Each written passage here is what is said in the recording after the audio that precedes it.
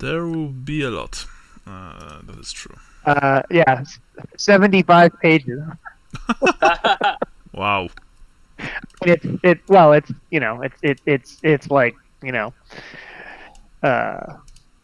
a carriage return for every line, So and then the timestamps show up as their own separate lines. So I mean but so that's how I did it. Is I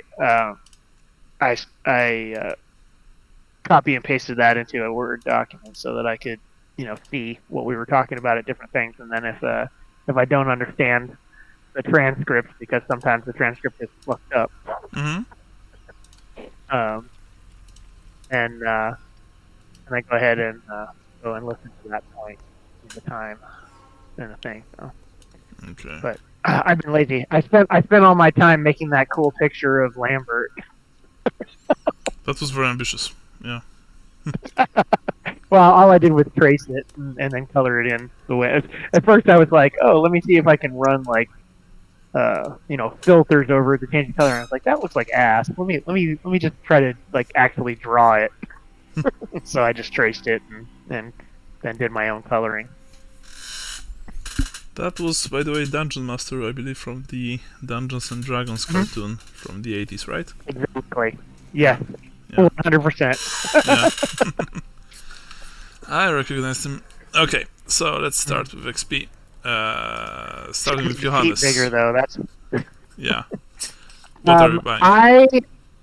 I don't have anything to buy. I don't think, because I need 200 to change my career to soldier or mercenary. I think soldier's better than mercenary. I can't remember. I looked at it last time. Mm-hmm. But I only have 160, so I'm gonna have to sit on it. Unless I want to learn how to speak arcane language magic. That will take some time, unfortunately. Yeah, and also I think for my career arc now, it makes no sense to do that. Yeah. If Given how pious Johannes is, sure. Okay. Right. Gustav, what about you? 5 ballistic skill. Lambert, what about you? You say that you can take a skill you've already taken again to get the plus 10, right? If you have it in your advanced scheme, then yes, you can, but not for plus 10, I think plus 5. Gotcha. Then I think that would be for the next career, right? Because you can't take it twice in one career. Yeah, you can take it twice. Well, I haven't taken it in this career, but it is in the advancement scheme for assassin for silent move. So I want to take silent move up to that plus 10%. Okay, sure. Yeah, that sounds awesome. Yeah. Quite frankly. You are once again slightly crackling, Sean. Oh, sorry. No worries. Maybe my dream setup here is gonna work. Yeah, you get it for every advancement is 10%. So first advancement after the basic one is plus 10, and then another one plus 20. So you have silent move, right? Plus 10. Yep. Okay. Right. In that case, who's making notes? That would be me. Okay. So you already have. We'll actually make notes. Sure. You already have the document ready. So that's that. Right. Last time you've managed to cross the Querveza River. You've lost some people to the Ravenous Piranhas, and you were given a pep talk from Colonel Neuwald, who really tried to emphasize that this is, that this whole new world that you're in right now is quite dangerous, and that you probably should be on your guard always. And after that, you continue on your way. So, I think you also had, Sean, I believe, had random encounter in the jungle of a lizard, right?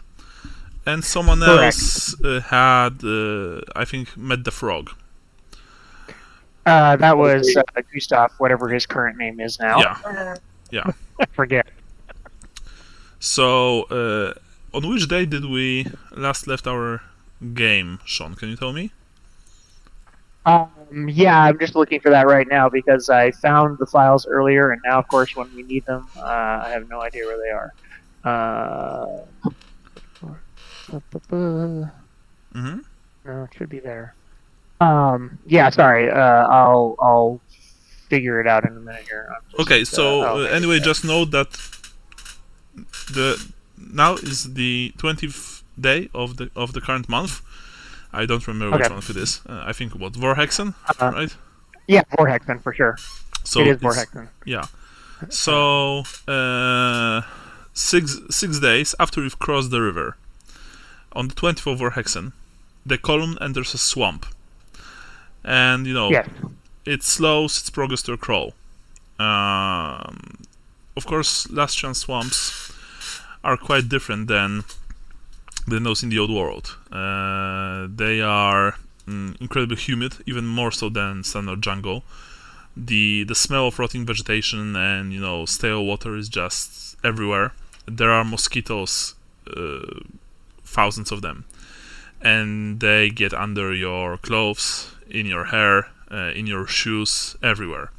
It's rather hard to.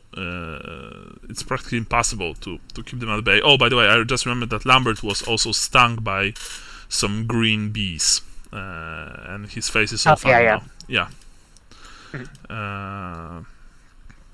Actually, Lambert has -10 willpower and must test willpower to avoid scratching during inappropriate situations. Yeah. Yep. Just as in standard jungle, the swamps, they're also very gloomy because the trees there, they practically completely blot out the sun. So you just march through the mire in this perpetual gloom. That definitely doesn't help anyone's morale. By the way, sorry, Brian, you're not on roll 20.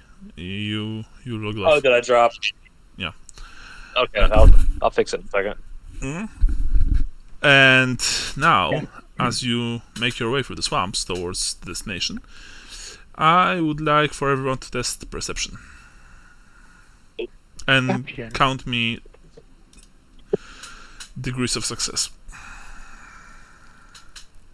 Nice.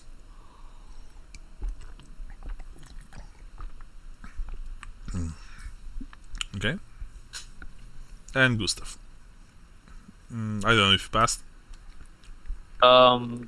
That's against intelligence. Yeah. If you have it bought, I mean perception, of course. 63. Yeah, and I have perception. Okay, so you've barely passed, but Michael rolled very well. Marla failed miserably. All right, so Gustav, you've passed, and Lambert, you've passed very well. What this means is that as you are traveling through the swamp, Gustav and Lambert, you've noticed movement among the vegetation.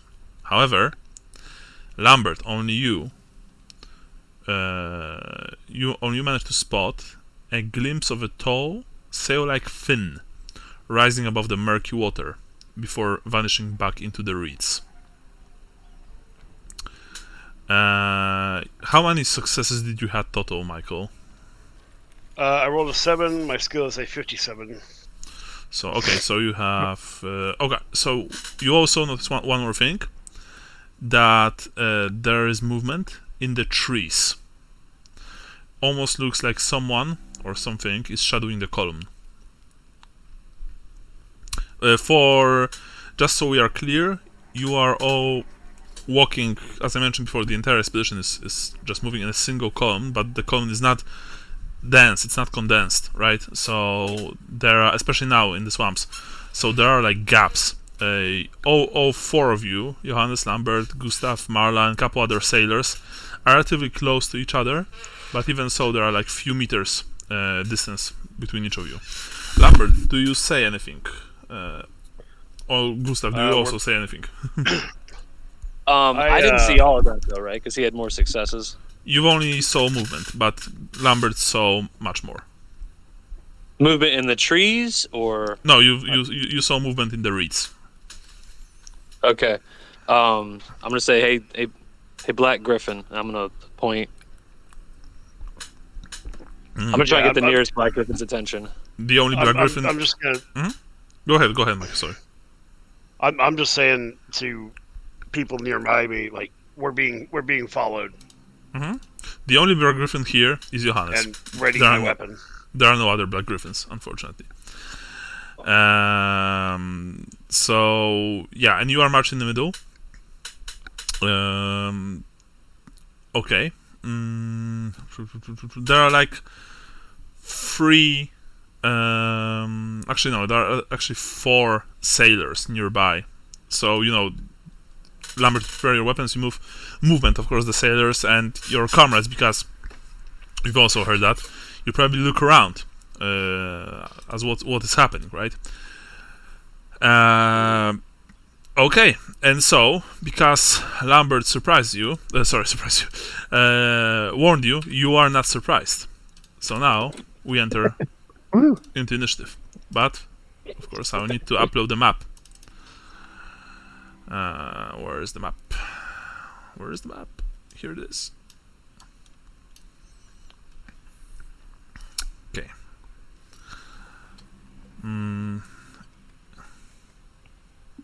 Remember, initiative is D10 plus your agility, or you can just roll initiative from your character sheet. Right. So now I also need to freehand this shit.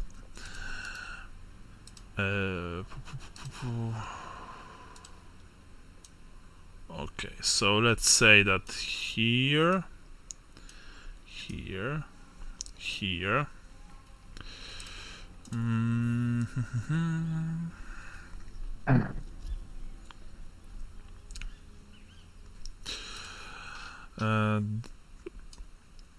okay, and now this is right. That's roll initiative, everyone, and then tell me how much do you have, and then we'll talk where each of you actually is in relation to other people.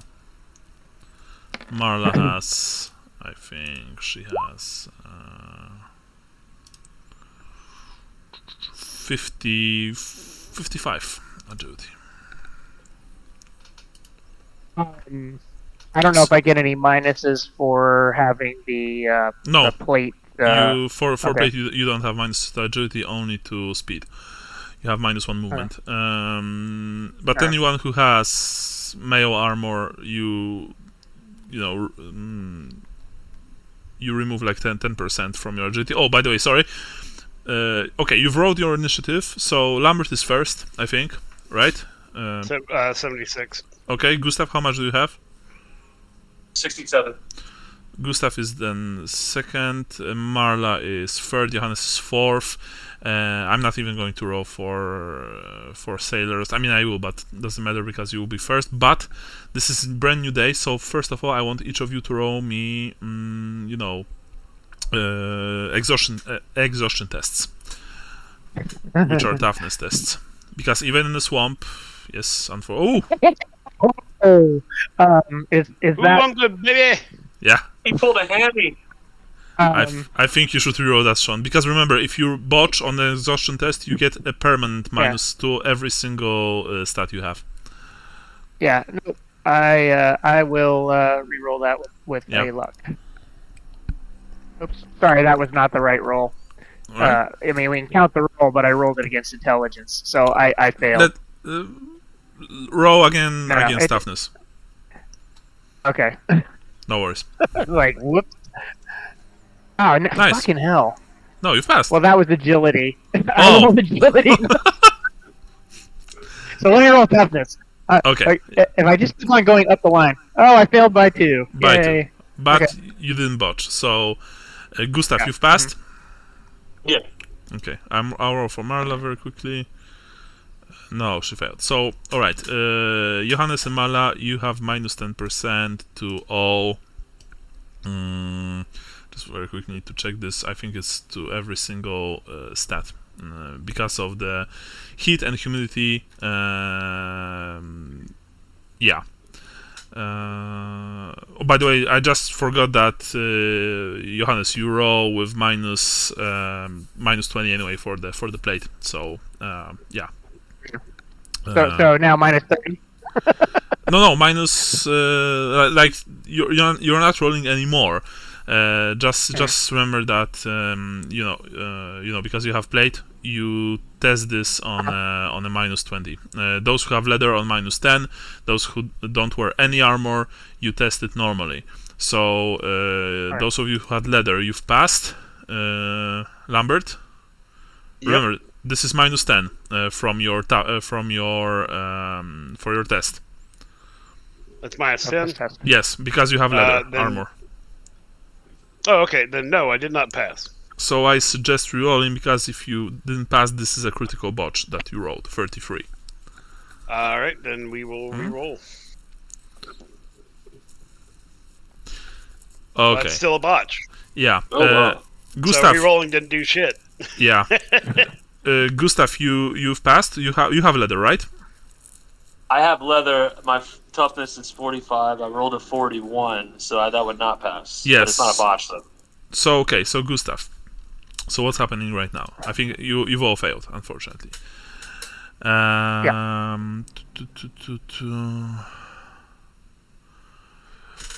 Okay, we'll do it like that. For this day, Johannes, Gustav, and Marla, you have minus 10 penalty to all statistics. This is important. It's not to tests, to statistics, like stats. Minus 10% penalty to every single stat. Lambert, you have minus 10 penalty to every single stat until I'll tell you otherwise. I can't say anything more. So because you are just you received a heat stroke, essentially. You feel very, very bad. That said, all I can say is that it will probably one day go away. This is not like for forever until your character dies. Okay.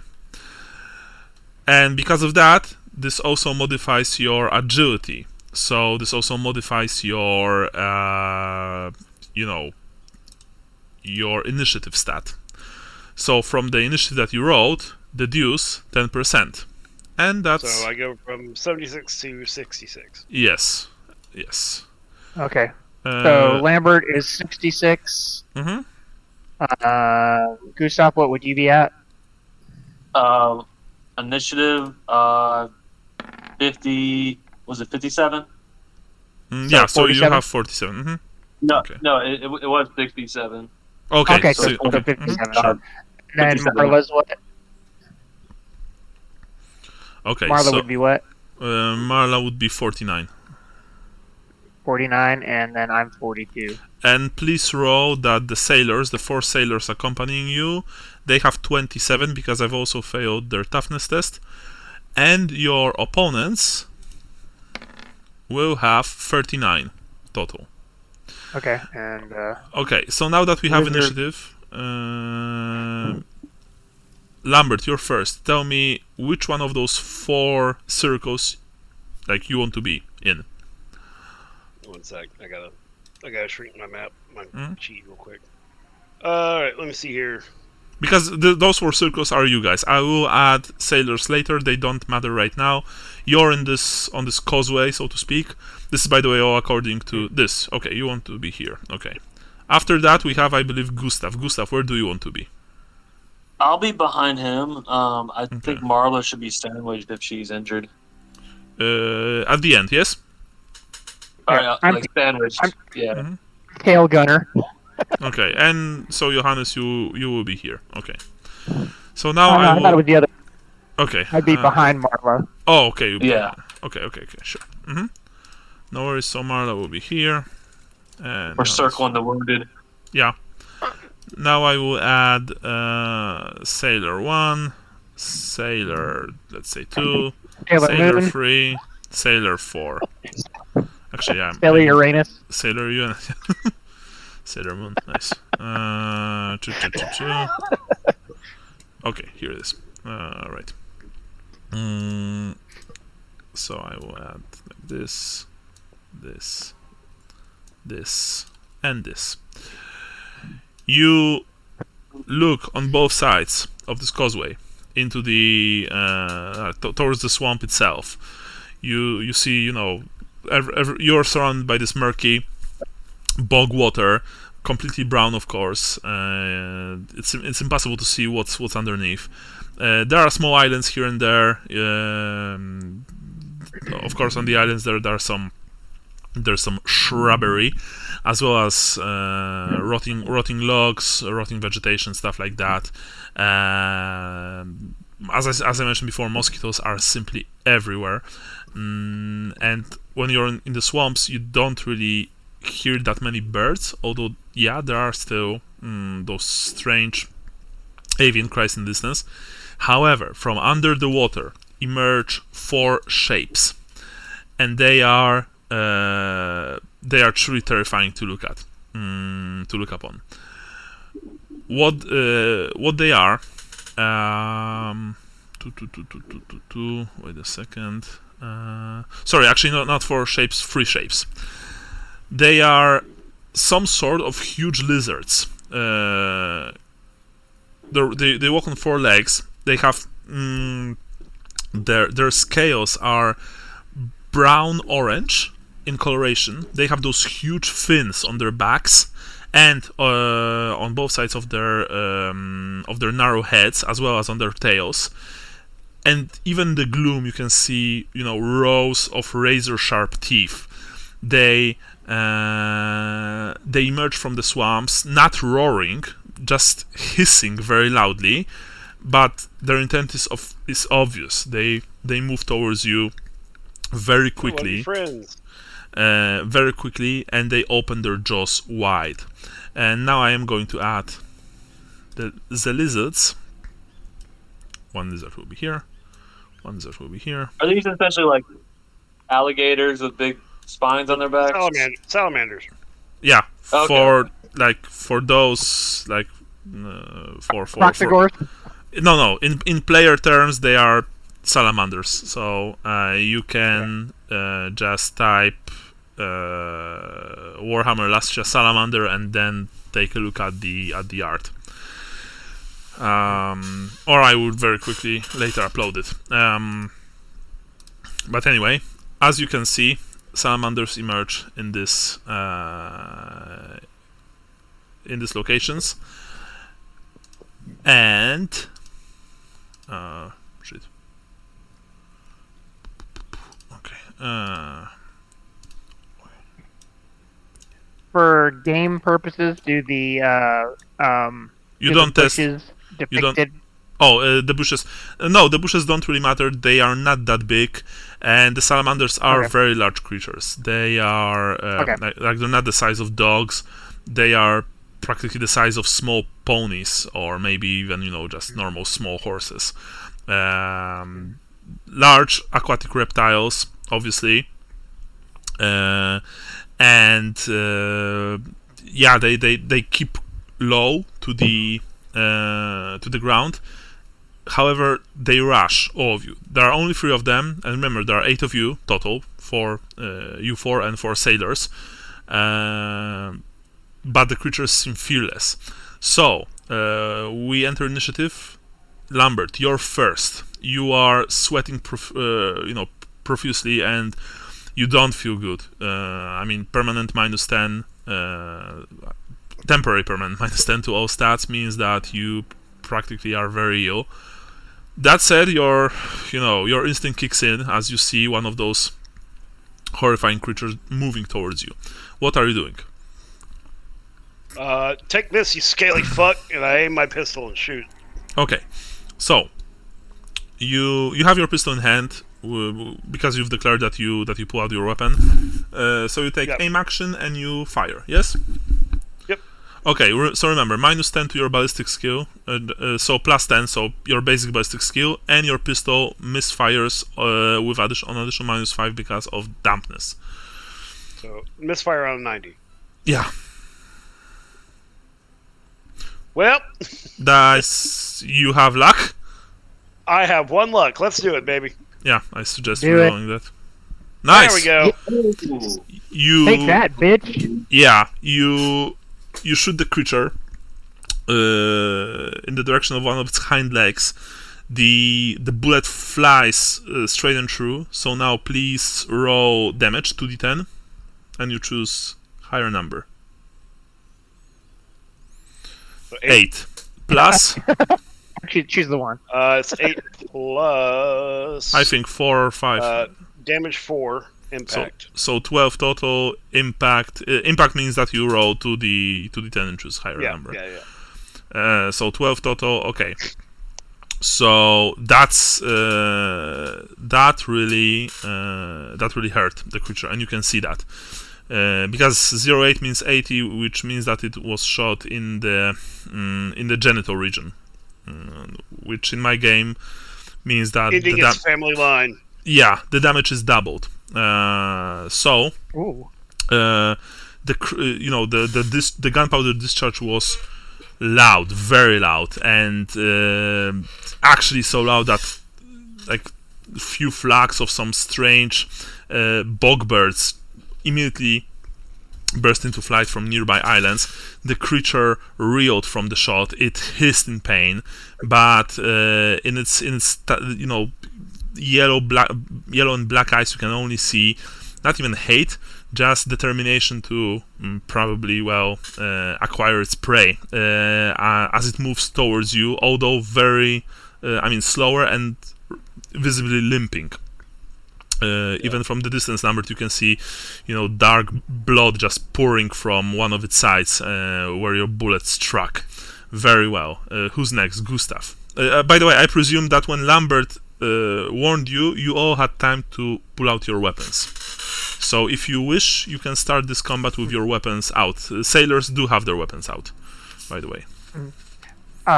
Yeah, I'm assuming that I have at all times my rifle. my musket Sure. out. Yeah.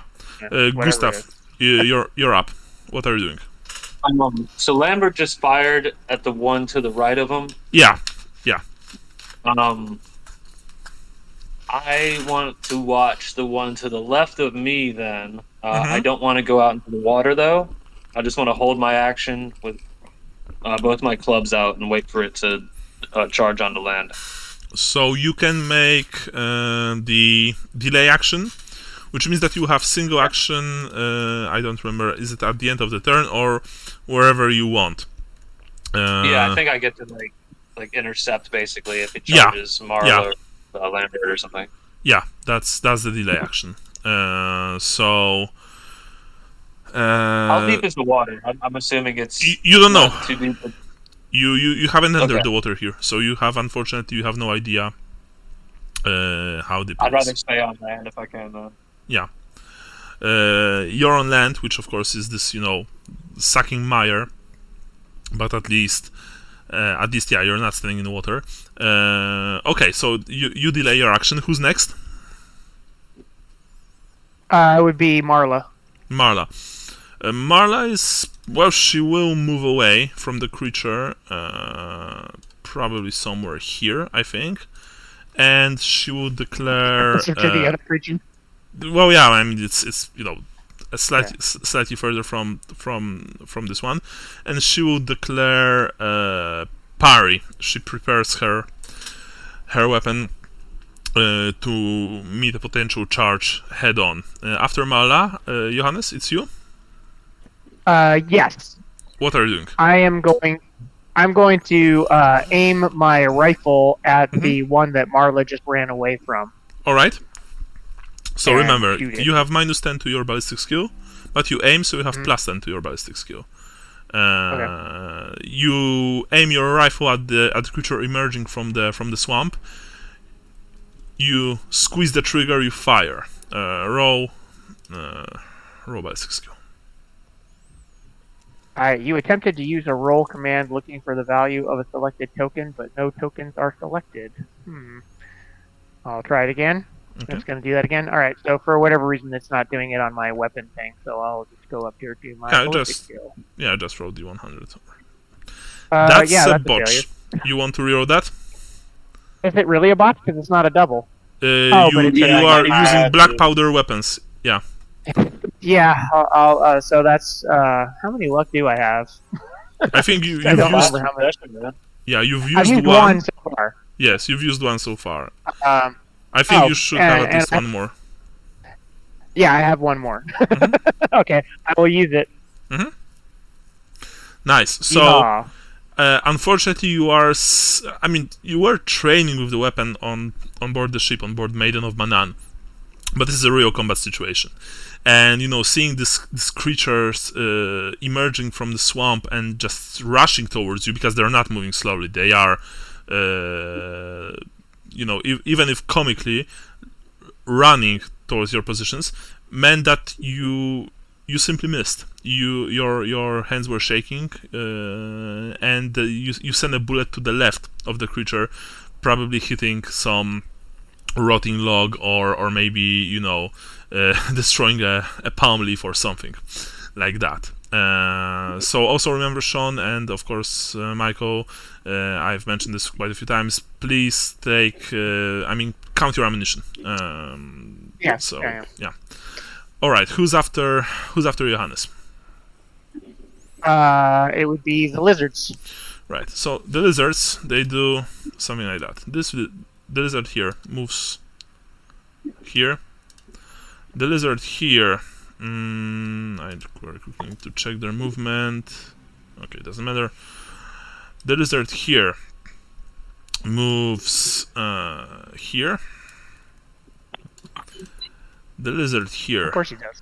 moves here, and so Johannes, you fired the weapon towards the lizard as it was rushing, to come ashore. There's a sailor standing in front of you, holding a cutlass. Your bullet missed. The creature emerged onto the swampy bank. It opened its mouth wide. It hissed, but you realize this is not like, it doesn't make a sound like like a snake hissing. There's a stream of venom emerging from its mouth and almost instantly catching fire in contact with the air, and it simply engulfs. It tries to engulf you and the sailor in a cone of flame. Yeah. So how this works is that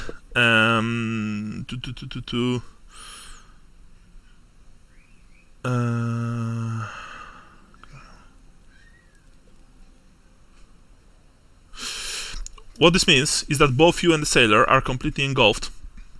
Actually, sailor, ironically, is not completely engulfed. He has a chance to take a agility test to avoid damage, which I will try and do. No, okay. Well, the sailor is dead.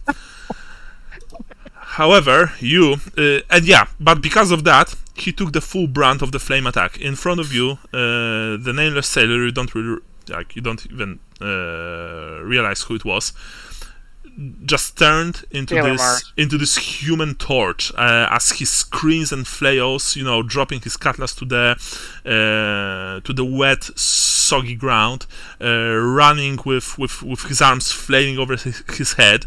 He's engulfed top to bottom in this sticky, flaming liquid, the same liquid that struck you, Johannes, and struck you full on.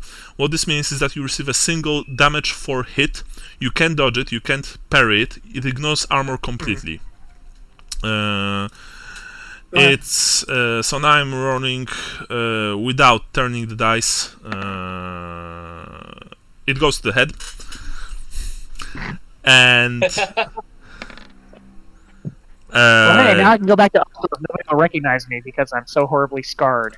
Okay, so it's 9 plus 4, it's 13 damage. How much toughness do you have? I have. Sorry, I got too many windows open. My toughness is 4, and then on my head I have the doesn't matter but what the armor doesn't do anything. Yeah. So it doesn't, because my head boils.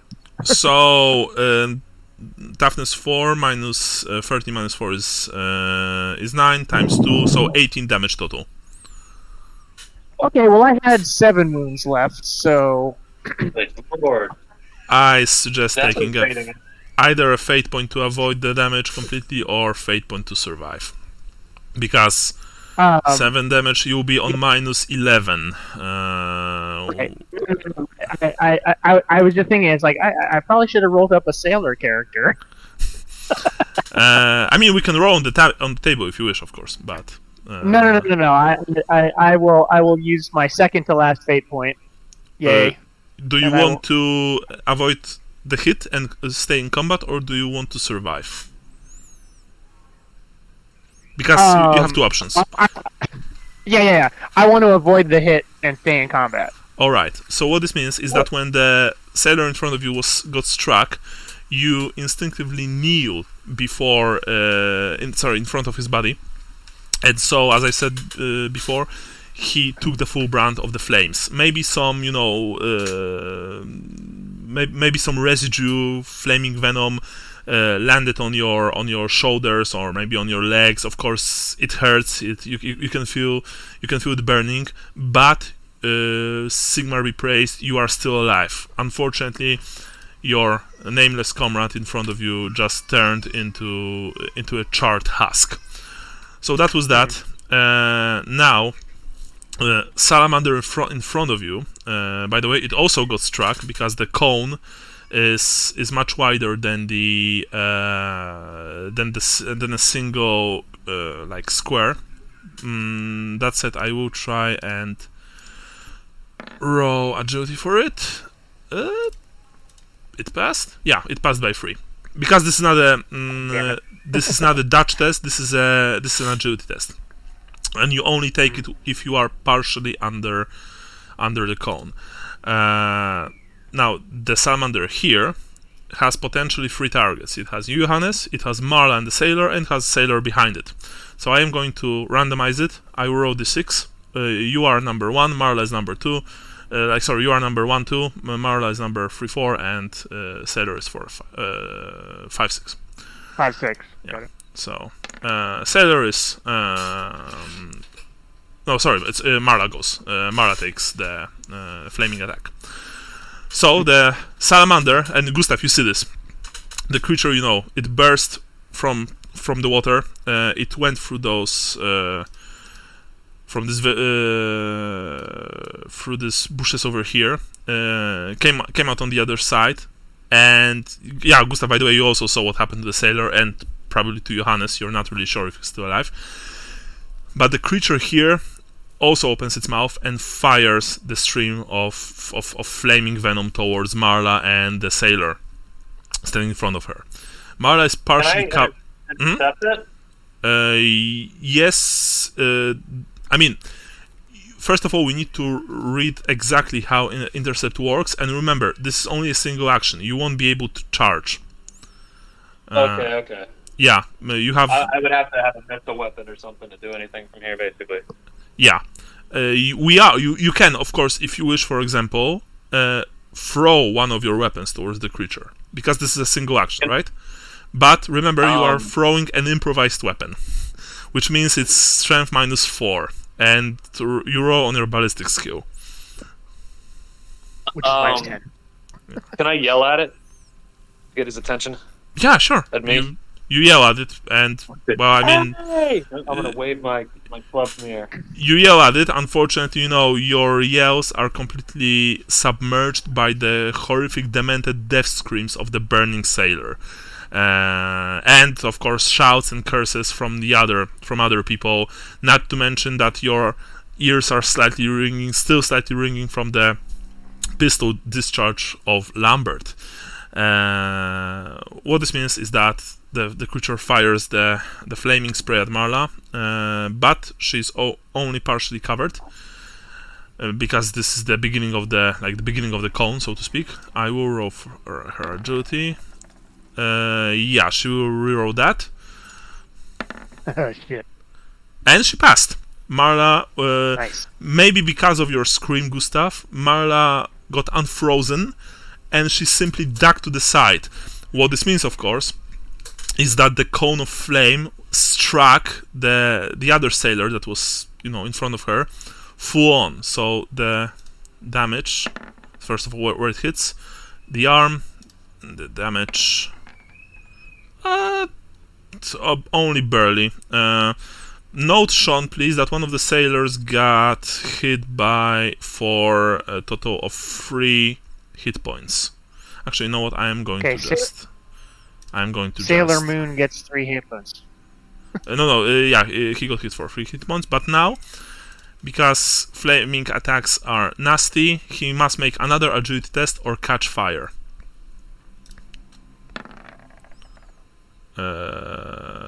Yeah, and he failed. He would pass if not for the heat stroke. So, while the spray of flaming venom only really nicked the sailor in front of you, Gustav, the one that was standing between you and Marla, you can see that it quickly engulfs the man, and that he essentially starts burning. Maybe not from top to bottom, but he starts flail. He starts screaming. There's fire everywhere. The stench of burning flesh and clothing mixes with the heady aroma of the swamp.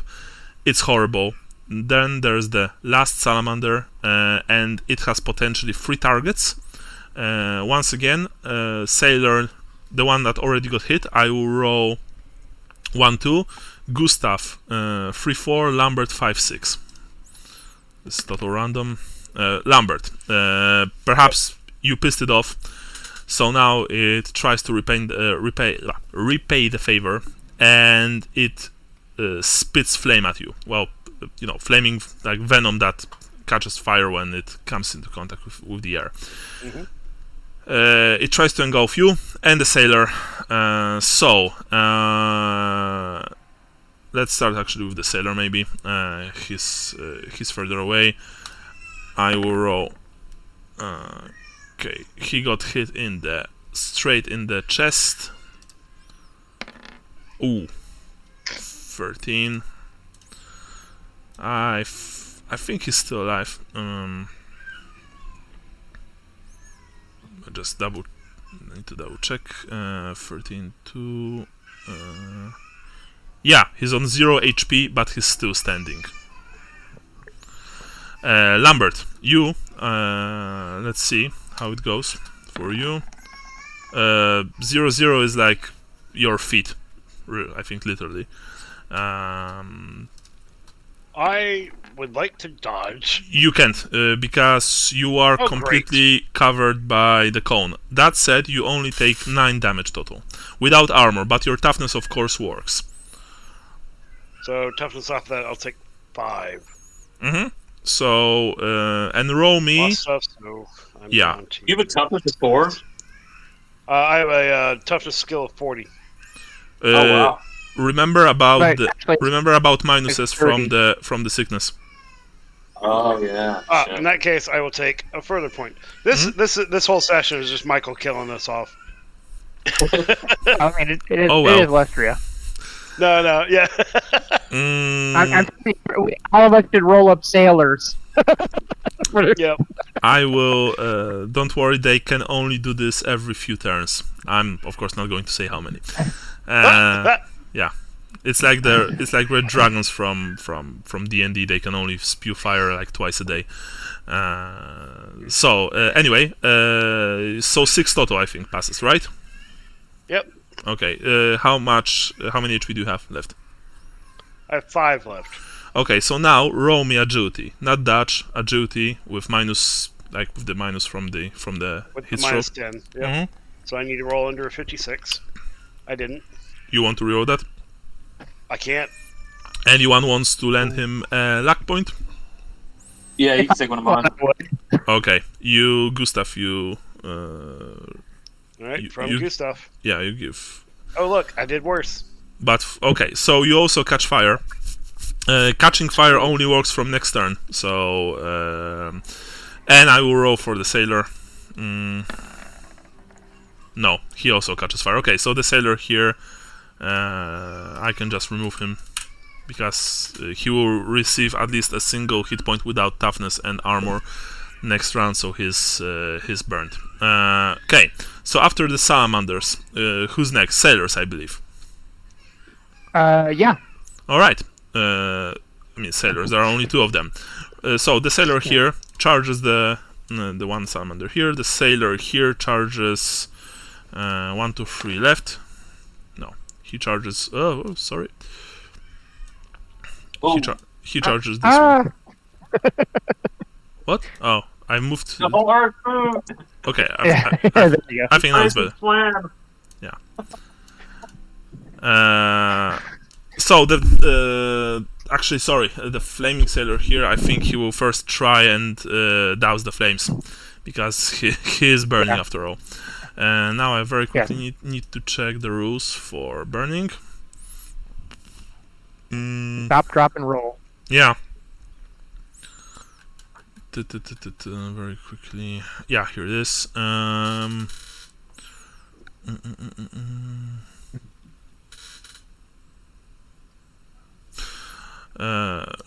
so I will need to test agility. No, so the sailor receives additional 4 damage. Alright, so yeah, he's still burning, but he's determined to get the creature. And very quickly. Okay. Right, so the one right next to you, Johannes. You hear something, like it's slightly unintelligible, just scream of "Ah!" as the sailor charges, and that's a botch. He cuts his own foot off. They have 31. They have every single stat on 31, which means that when the hit goes, they fail their hit test. It's like 21 on everything. And the salamander didn't, no one attacked salamander yet, so so I am going to roll on critical fumble table. It's a very, very good game. Oh my, the worst roll. I'm not even kidding. He just hit himself. I told you, he cut his own foot off. Yeah, he brought the business end of his cutlass on his left leg, and let's see for how much damage. For a total of 6. What it means is 4 go through. Nice. That's. No, wait, he passed. He had +10 from the charge. I'm dumb. Okay, everything is fine. Everything is fine. So 6 damage. So he rolled the damage against the creature, which. Yeah, and alright. Johannes, you saw what happened. A fearless sailor charged the creature, and he delivered a mighty blow to the side of its body. However, you can't really tell for sure, but to your experienced eye, it looks like the man's cutlass simply bounced off the creature's hide. They have scales. The huge lizard hissed angrily, it's like burning venom is still dripping from its mouth, but it has 3 potential targets surrounding it right now. Now the burning sailor, which by the way he's burning Gustav and Lambert. You see the man is practically engulfed almost completely on the torso level. He rushes towards the huge lizard on shore, the one that burned one of Expedition's crew members in front of you, Lambert, and tries to hack it to pieces with his hatchet. He also makes a charge attack, which means that no, unfortunately he fails completely. The big lizard moves with surprising speed and simply moves away from the strike. Now we have new round, and also please count me the number of rounds. This is very important for this combat. So Sean, if you'd be so kind. This was round 1, sorry. Right. So now we're starting the second round. Yeah. So Lambert, first of all, you are burning. You need to test agility, or you will receive automatic damage, and this is nasty. Nice. Let's say that it took you single action, unless I am. A second.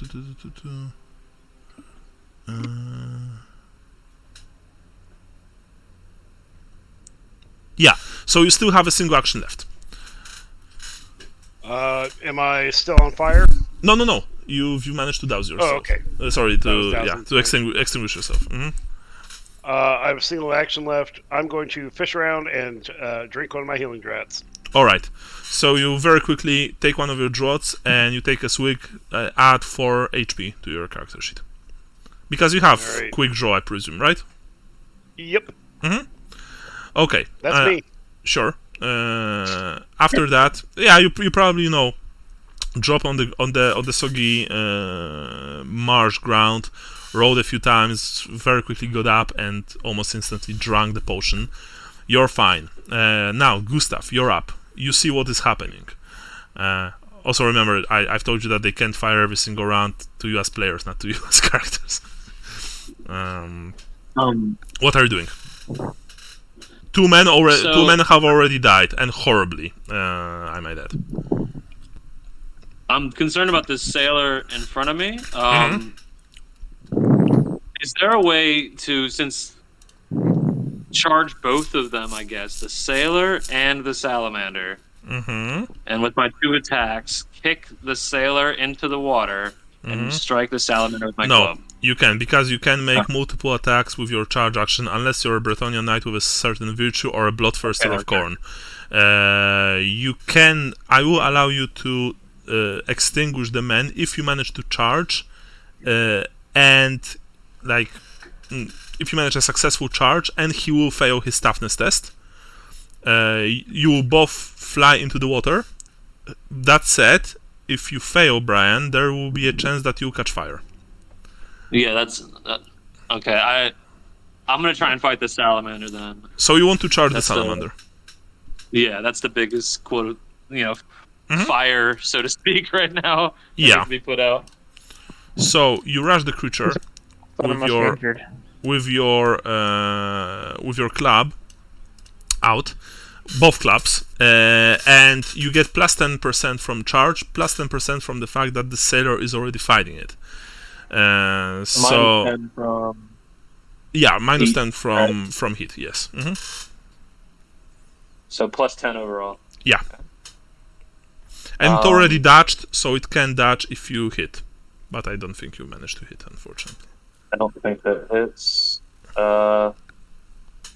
Plus 10, that would hit. I have a weapon skill of 52, so. Oh, okay. But with the 52 minuses. with minus 10. Yeah, it's plus 10, and then minus 10, right? So it's net plus 10. So you've managed to hit, yes? Yeah. Alright, so roll damage, please. You strike it into one of its legs. Nice. Cool. How much? 4.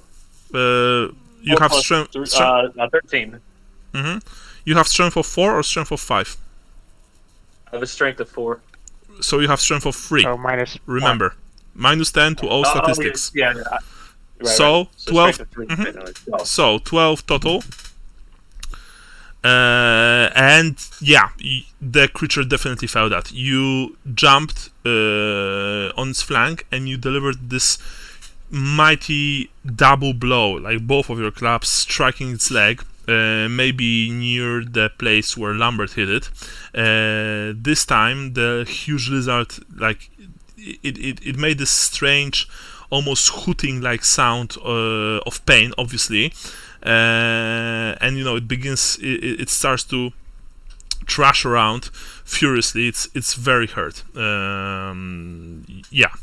Lambert, you also saw that. Gustav. I still have another attack, right? No. Charge is double action. Okay. Charge is double action, but we get plus 10% to strike. So that's that kind of even with like 2 attacks. You can make 2 attacks only when you make a multiple attack, swift attack action. It's also double action. I mean, you can make even 3 if you have 3 attacks or 4.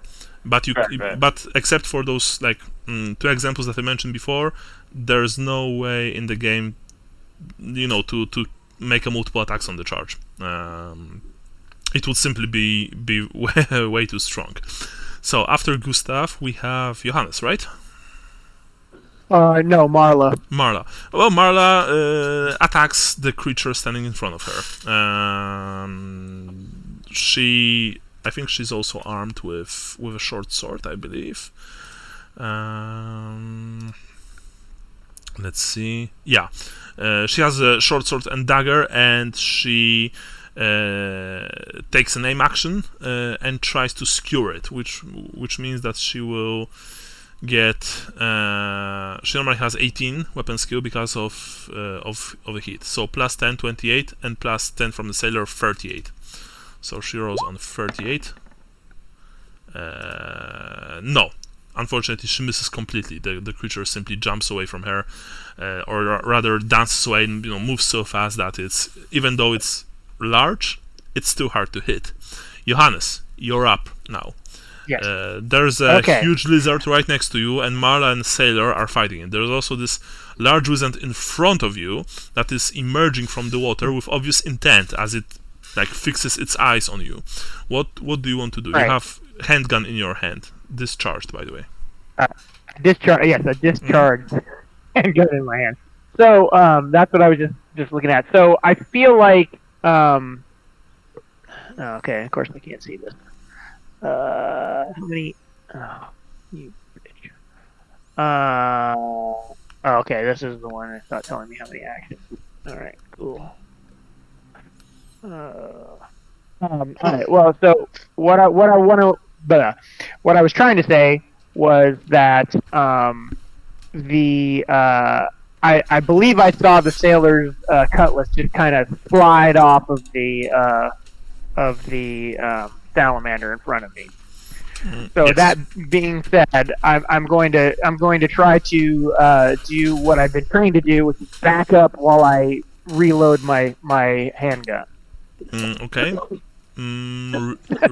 Real action is a single one or double action? I think that's what I'm trying to figure out. I don't know. I feel like it's. I mean, first of all, reloading handgun takes multiple turns. Even if you have quick reload, I think. Okay. Let me quickly check. I definitely do not. So if that's the case, I'll just have to draw my sword, which would be my turn then anyway as well. Yeah. Okay. So I let the handgun strap do its thing, and draw my sword and go. Have at here. Yeah, the handgun. You reload it for 2 rounds, 2 full rounds. Okay. If you have quick reload, you reload it for 1 full round. But I don't think you have quick reload. Okay, I absolutely do not have it. So you drop the handgun on the ground. Yes, you. Well, I was hoping it had a sling on it, but if it doesn't, yes, I drop even if it does, you still need to holster it unless you have quick draw. In my games, if you have quick draw, you can also use it to holster weapons very quickly. So, for example, you don't need to spend an action on it. But if you don't have it, you need to spend a full action. So, what this means, remember, you are still rather unexperienced. Even with a sling, you probably need to secure the weapon on your back. But remember, you can also just drop it on the ground. It's discharged after all. It's up to you. Yeah, However, I will tell you this: if you drop it on the ground and you won't clean it, for the next time you fire, you have additional 5% chance that it will malfunction. So on 85. Okay. Total. It's up to you, Sean. Well, so that's the thing. If I put it away, I cannot draw my sword. If I drop it, I can at least draw my sword. No, you can. You put it away as a single action, and then with a second single action, you draw out your sword. But that's it. Okay. I will do that then. Yeah, All because I would like to keep my handgun usable for the rest of my short lifespan. Sure. So what this means is that you secure the weapon as best as you can on your back, and then you draw your blade and prepare to meet the onslaught of the creature in front of you. And I believe that right now it's salamander time. Right? After Johannes. Yes. Alright, so the salamander here charges you. it with its head low and jaws wide, it emerges. The lizard emerges from the water and rushes towards you, Johannes, trying to bite you in half probably. So let me quickly see. Plus 10%. Their weapon skill is abysmal. Yay. Yeah, and fortunately for you, this is just a beast. It's not even a beastman; it's just a beast. So you were able to very easily avoid the attack. The creature fighting Marla and the sailor, it has 2 attacks, so it will make swift action. It will attack once the sailor, and the second attack will go towards Marla. So sailor first. Yeah, it goes to the leg. The sailor will try and dodge, which I think, yeah, failed, unfortunately. So, Johannes, even though you managed to avoid your creature, you can see in the corner of your eye that it clamps, like the other one right next to you, clamps its jaws on the poor sailor's leg.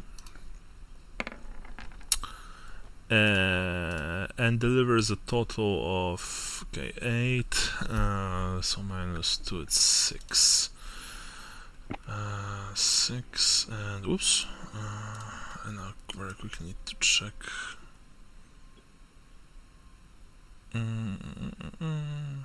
Okay. Yeah, and the sailor felt that. His yell of pain is, all of you can hear it. Very, very, very easily. So I'm very quickly going to. Okay, and then the creature turns very quickly and tries to do the same to Marla with minus 10, and I think it still managed to hit her. Yeah, barely, but it did. She will desperately try and defend herself with her dagger.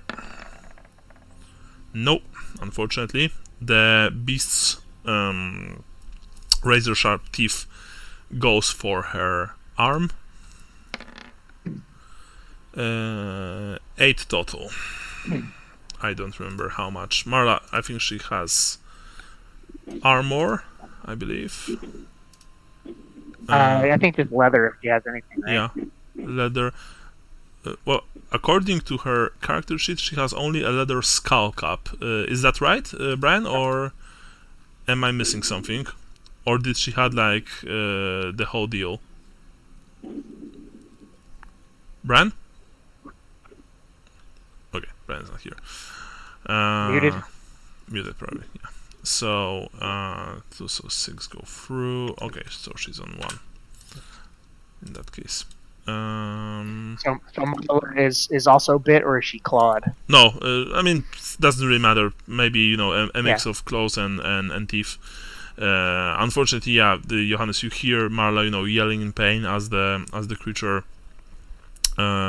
slashes her with its claws and also bites her hard on the arm. She's still fighting. Now, the last one that's fighting Gustav and the sailor, it will also make 2 attacks. First one goes to Gustav, the second one goes towards the sailor. So the first one, it hits. So Gustav, if you are here, Brian, you will either need to parry or dodge. Think dodge. All right. So remember, if you have dodge skill, okay. You want to reroll that? Yeah, sure. I've got 1 luck up. After that, then. Sure. That should do it. With minus 10, remember. Yeah. 58 is my agility, so 48. No. Yeah. By 1. By 1, yeah. So let's see. For 13 damage total. 13? Yeah. But your armor and toughness work, of course, against the bites. Where did he hit me? It hit you in your leg. 91. It is. Let me quickly check hit locations. Left leg. I have full studded leather, so that's 2 points. Yes, 2 points exactly. 2 plus my toughness of 4, which is now 3 because of the heat. So 5. 5. So 8 go Okay. through. 8 go through, yeah. That leaves me with 3 left. All right. So the creature, they move fast, even though they are strong. They are large. You fail to dodge in time, and the creature's razor-sharp teeth, left a deep gash on your left leg. The pain is substantial. That said, the horrifying reptile turns his attention to your comrade, the Burning Sailor. We call him the Burning Sailor from now on. It's pretty cool name. And Sounds like a tavern. like Jesus Christ, my rose. I cannot be stopped. Okay, the sailor will try and dodge. 69. That's nice, but that's unfortunately not nice enough. Yeah.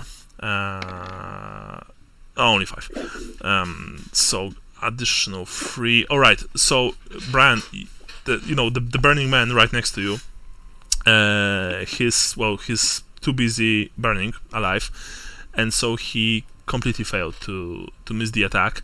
The horrifying creature also went for his legs and just took a huge bite of one of his legs. The man yells in pain and agony and just stumbles. Now it's their turn. So the sailor fighting the creature right next to Marla, he will make an all-out attack, just raising the cutlass above and yeah. God damn it. Yeah. He cuts his own balls off. Yeah. Just cool. 99.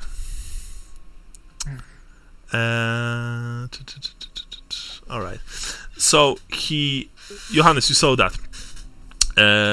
Because you have like full combat awareness. You are also trying to you're also like peeking to your right to see how the fight there goes, and you see that the sailor he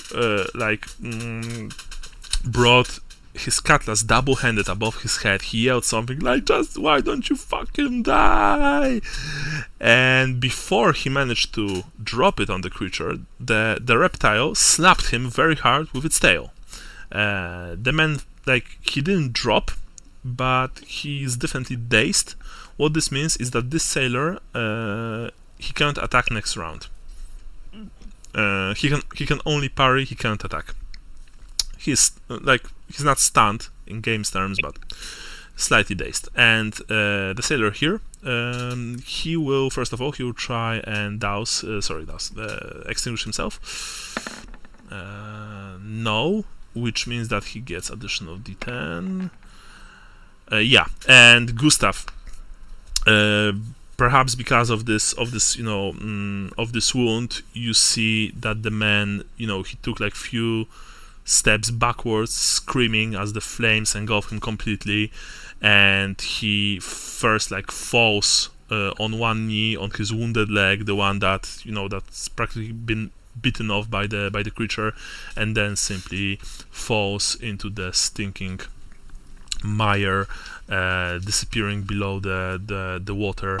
The flames are extinguished, but the man is dead, unfortunately. Another victim of Lustria, of Lustrian fauna. All right, this was round 2, yes, if I recall correctly. Yep, that was round 2. So very quickly, I need to check one thing. Round 3. Yeah. Very quickly, I need to check one thing. Are you still on fire, Sean? I was never on fire. Yeah, Oh. Sean was not on fire, Yeah. fortunately. And Michael Yeah, managed to put himself out. Oh, it was Yeah. Mike. Okay. All right. I skillfully used the fate point to not catch on fire. Suddenly, all of you here, keep your faith up, true believers, as you see that Mother Akela and 2 sailors rush towards your positions from the north. She has her cutlass out, and for someone with a peg leg, remember she has a she lost her leg. She has an eye, like a peg leg made from the bone of narwhal. She rushes towards the creatures. So she emerges here, I would say. Saka, and we have Sailor here, and we have Sailor here. And they Sailor Jupiter, Sailor Mercury. No, it's SAS. You are saved. Oh, there you go. And all right. And what this means is that I will need to roll D10 for Akala for her initiative. First of all, I will need to roll. Yeah. So she also suffers from the heat stroke, unfortunately, and then for initiative. 4. So Sean, please note that Akela has initiative total of 39. 39? Yeah. I think that's the same as the lizard.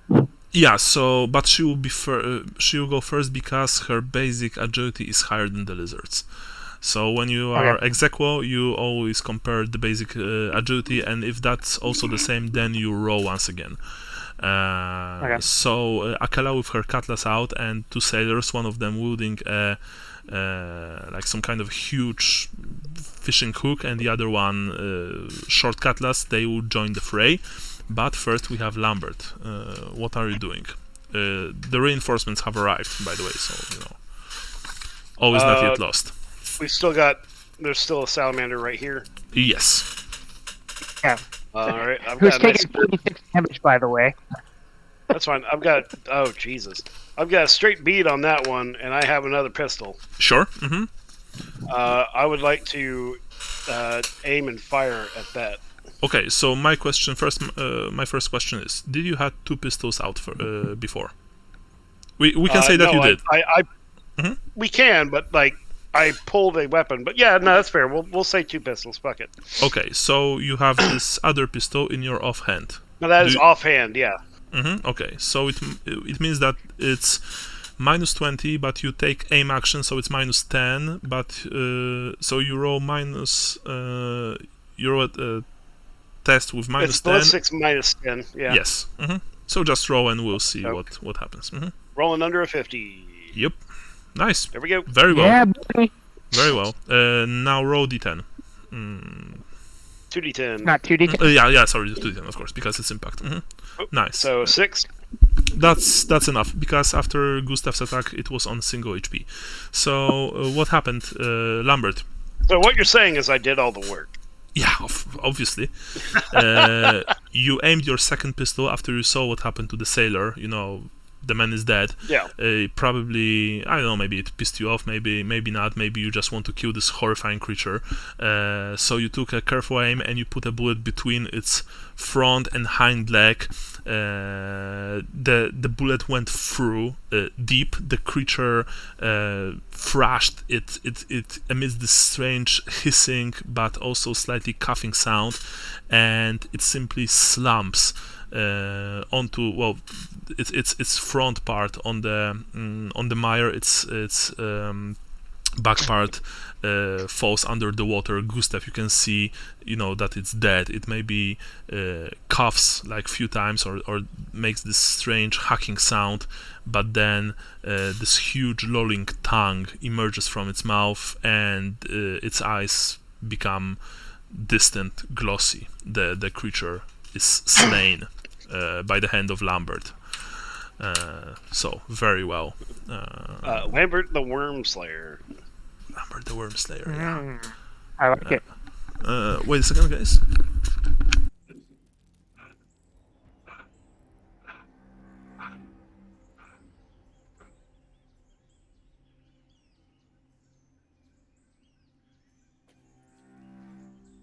Ooh.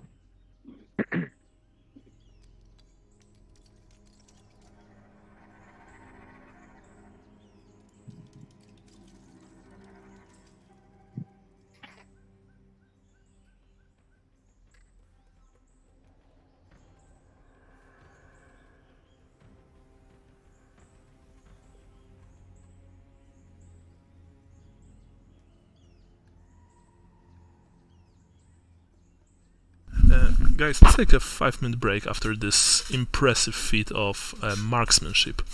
And we'll be right back. Sounds good. Okay. Yeah, Right. sounds great. All right.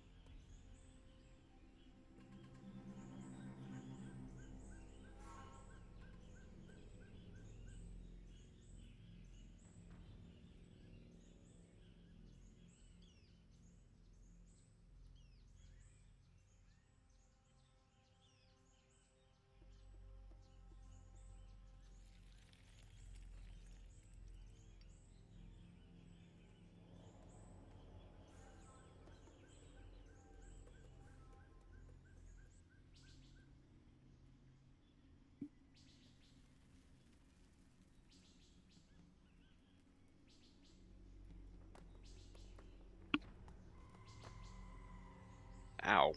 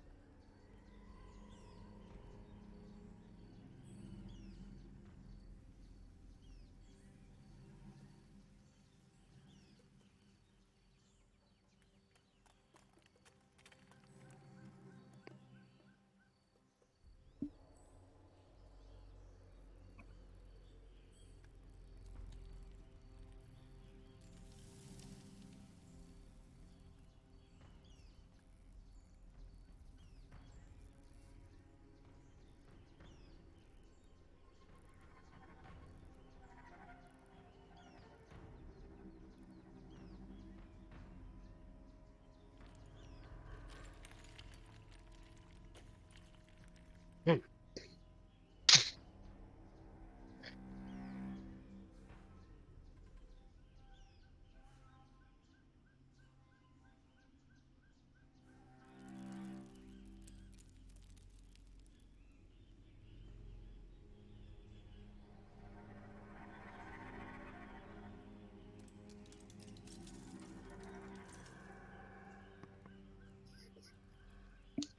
Running away.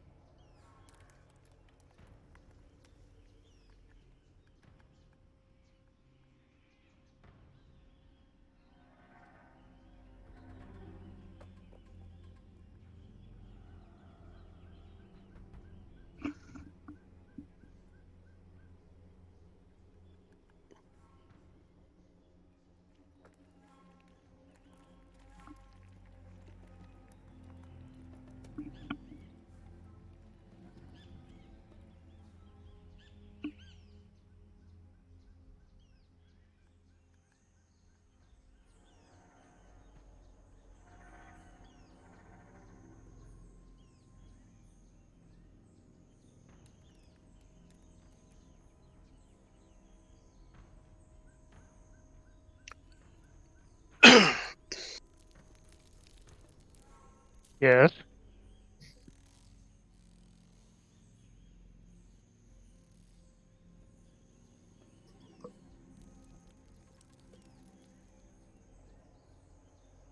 Check 1, 2.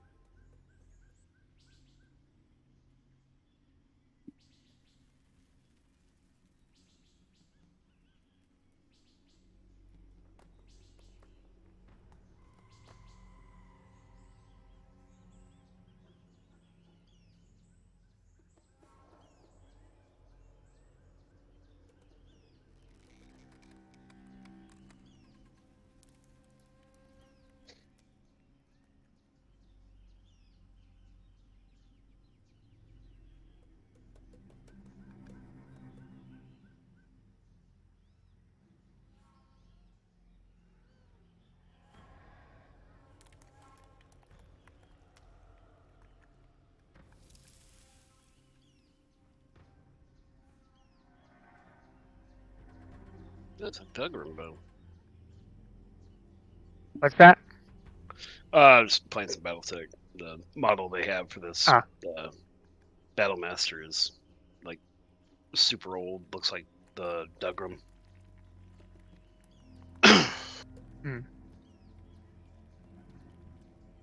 Oh well, time to fuck it up.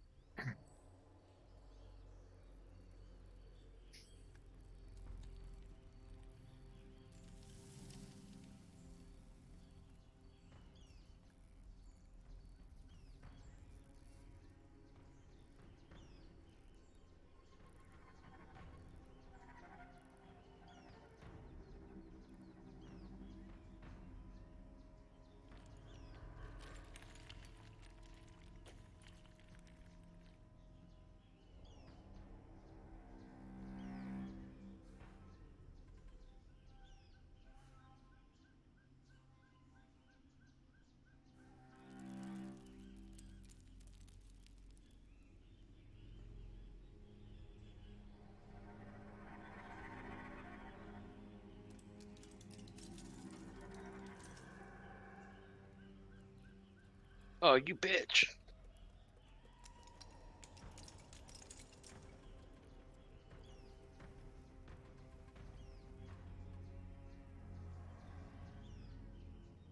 Oh, I'll be right back. Hold on.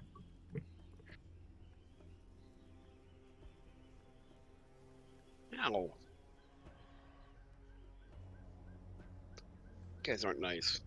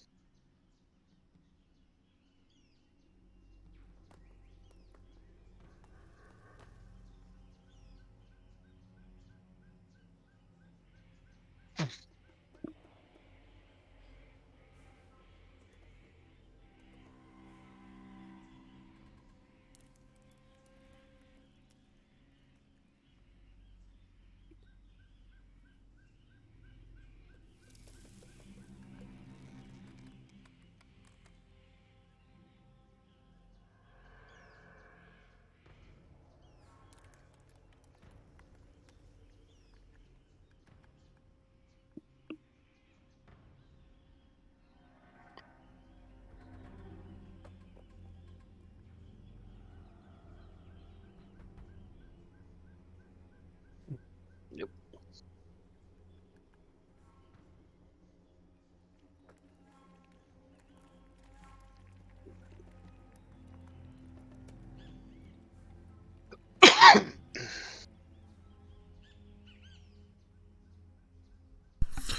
I'm here. Yeah, I'm here. Who else is here? I'm here. Okay, Sean? He had to step away again. So after Lambert, who's next? Gustav, you're up. You saw what happened. The creature is dead. What do you want to do? I think I should charge the one that's solely in combat with Johannes. Yeah, sure. You can do it, of course. Sure. So Okay. you raise both of your clubs and you rush the fiend from the flank. Right. Roll me plus 10% from charge, from plus 10% from Johannes. No, actually, sorry, not Johannes did not attack yet, so you only have plus 10% from the charge, minus 10 to your weapon skill. Roll.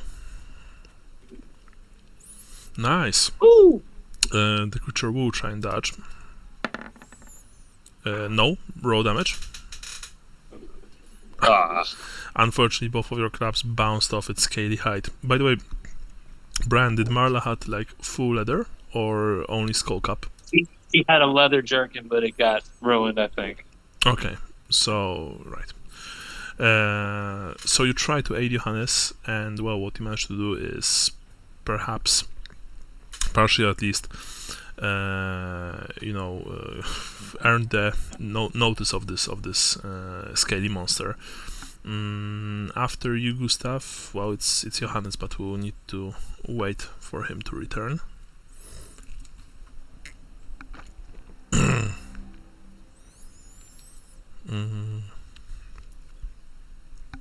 And so when he returns, he'll be able to make his attack actions. He'll have plus 10% from you, Brian.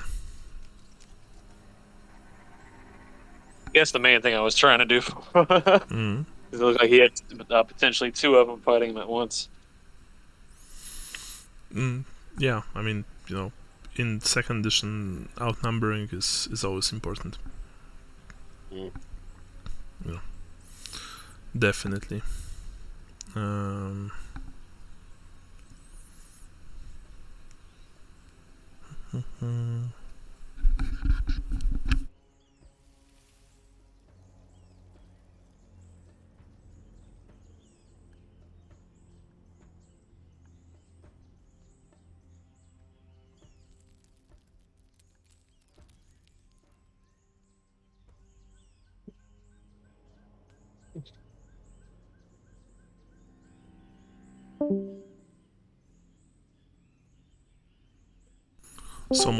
Someone dropped. Sean, you here? I dropped. I couldn't. Dropped. I could see people were talking, but I couldn't hear anybody. So I just Sure. it was me. Hey. Oh, Hey, Sean. Your turn. Yeah, sorry, that was. It's my turn. My turn already. Yeah. All right, hold on. You are being aided by Okay. Gustav, who tried to rush the creature, but unfortunately failed to make even a dent in its hide. So I did hit it. Though. Sorry, I was having a bathroom emergency. sure. All right. Okay, so Gustav does some stuff. Let me just note that down. Gus does some stuff, and Marla did some stuff. Marla is before you. Yes. Okay, so yeah, so she will declare parry and strike. Let's see. No, she's too slow and she's also wounded. Her strikes are clumsy. She fails to even come close to wounding this creature. Okay, so now it's your turn, Sean. Okay.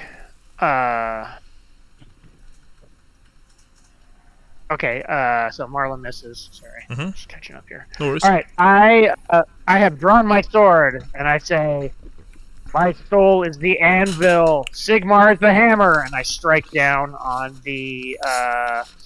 Neither of these ones are injured, are they? You don't really know.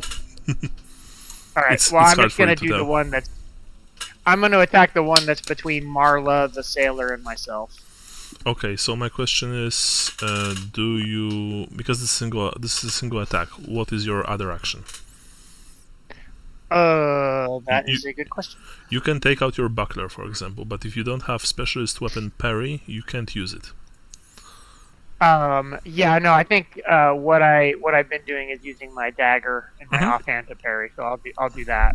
So you draw your dagger and you strike the creature fighting Marla and the sailor. Okay, so you have plus 20% total from Marla and the sailor, but remember your weapon skill is slightly worse because of the heat stroke. Right. Of the heat in general, sorry. Roll weapon skill.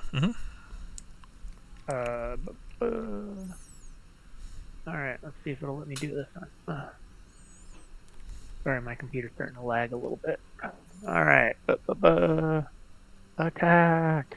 But minus 10 to that, eh? No, unfortunately. Okay, nope, I missed. The huge lizard, it just moves left and right. You know, its tail is everywhere, and all of you need to just watch out for it because, well, Johannes, you saw what happened to the sailor. Stumbling right next to you. He got hit by the tail straight in his face. So unfortunately, this is something that you need to be aware of. Now it's Mother Akala because she's before the creatures, and she will. She can't charge anyone, so she will run towards the nearest opponent and try to help as best as she can.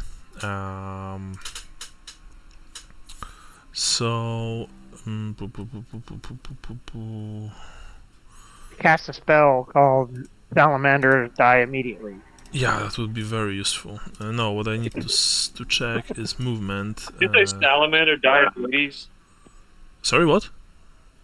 Did you just say salamander diabetes? Yes. Such as it. Like, that'd be a pain in the ass, but they might finish the fight still. No, I said die immediately, but salamander diabetes is better. Give the salamanders diabetes. They're like, no, I can't have cake anymore. It's like, and then we throw sugar at them and they die. Okay, so Akala runs, and this is her entire action for this turn. She runs here, shouting, words of encouragement, raising her cutlass to strike. And right now we have salamander. So Sean, your salamander actually now it has a. It's in the target-rich environment. So I will roll d6 and decide. It goes for Gustav, unfortunately. Gustav. And the second strike will go also to you, Gustav. After all, you tried to hurt it, you failed, but now the creature wants a piece of you. So I have full sense. Yeah, first strike, fortunately, you simply jumped away easily. Second strike, you also swatted away with one, you swatted away its head with one of your clubs. You did very well. Now the salamander fighting in the middle, so to speak. This time I'm going to roll just d4, with 1 being Sailor, 2 Johannes, 3 Mother Akala, and 4 Marla. 3 Mother Akela. So that's the first attack, and the second attack. Also, the second attack you, Johannes. So the first one goes to Akela. Yeah, it connects. Akela will try and dodge. She managed to dodge without any problems. You saw that, Johannes, as I said before, for someone with a peg leg, she moves. She's very agile and she's very quick. That said, you can't really contemplate this for too long because Salamander's claws reach towards you. That said, you were prepared for that, and you simply parried the strike without any problems. So now, Okay.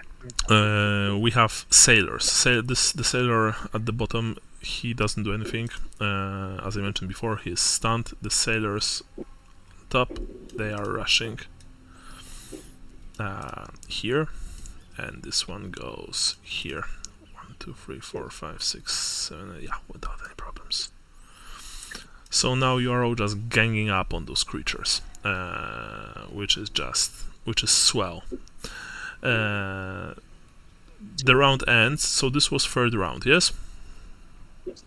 Yeah, that was the end of the third round. Alright, Lambert, you're up. You see that All right. not far from you there's this huge brawl. Sailors, Mother Akela, and your comrades are fighting the remaining 2 creatures. Both of your pistols have been discharged. What do you intend to do? I want to holster one of them and start reloading the other one. Okay, so you put one away and you start the arduous process of reloading the I other have one. rapid reload, but I think for a pistol it's still a reload of. Let's see here. Let Yeah, it's me still a 2-round reload, so it'd be a 1-round reload. Yeah, you need to reload for this entire round the pistol to use it next round. Sure. So you make it as fast as possible. It still takes time. Gustav, you're up. You feel now probably much more comfortable because there are a lot more combatants involved in the fight. What are you doing? I'm gonna swift attack the one in front of me. Alright, so what this means is that you roll on your basic weapon skill, because the sailor didn't attack, Johannes attacked the other one, and no one fights it except for you. So first attack on your weapon skill -10, of course, because of the hit. No, and second one -10 and -10. Ooh, nice. It goes towards the genitals. Roll damage. 7 plus 3. So 10. 10 total. Yes, okay. So let me quickly check. This will leave a mark, definitely.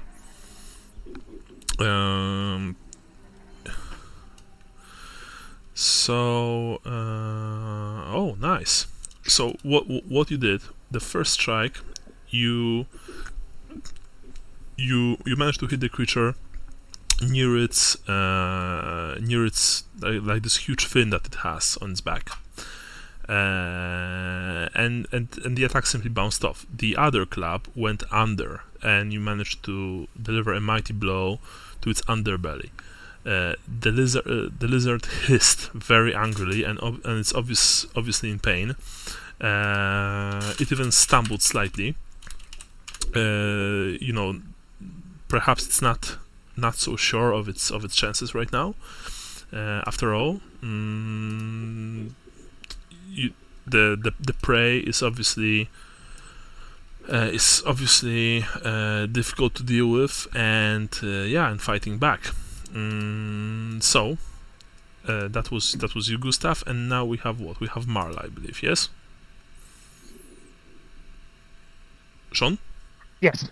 Mm-hmm. Okay. Yes. Mm-hmm.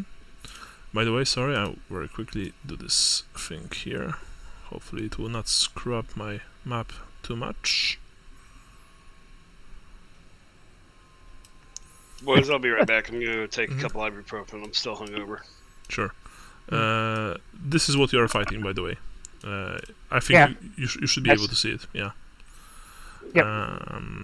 Okay. So, Marla is making a defensive stance. she obviously feels that she won't be able to do any lasting damage to the creature. Although, Johannes, you are striking it. The other, actually, she will parry an attack. She'll take her chance.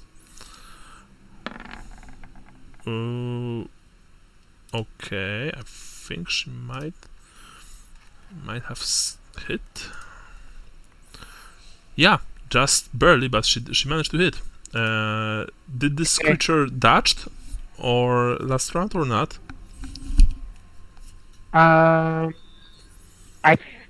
thought we all just missed it. Yeah, I think so. Last round. So it will try and dodge. Fails. So now Marla will probably not do anything. Yeah, because strength. Yeah. So Johannes, you saw that that the girl she took the advantage of of the fact that you're distracting the lizard, and she tried to stab it very hard with her short sword. Unfortunately, the blade slid off its scales. Marla cursed like a sailor. The animal is still in the fight, but now it's Mother Akela, and Mother Akela will deliver a series of punishing blows to the creature, the one that you and Marla are fighting. So she has 38 with plus 10, so on first strike on 58. Yep, and the creature cannot dodge anymore because it already tried to. Nice. That will leave a mark. Strike mighty blow, no. So 12 total. Okay, 6. Did I go? You were. No, you were before Akela, yes, or after? I'm before. Okay, I'm, sorry. Before Akela, yeah. Okay, so you roll first. I will leave this roll, but you roll first. Okay. What do you want to do, by the way? Okay. Of course. I want to say, I want to stab it, and I want to say, Sigmar, guide my hand. But what else do you want to do? This is a single attack. Do you want to maybe aim for a total of plus 20? Yeah, I'll aim with the sword. I'm trying to stab it right in the eye. Okay. All right. Boop, boop, boop. So minus 10 to your weapon skill from the hit, but you have plus 20 total. Nice. Okay.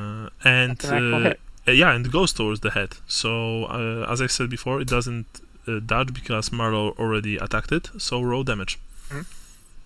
How much total? So that would be 3 plus the sword is my strength bonus, right?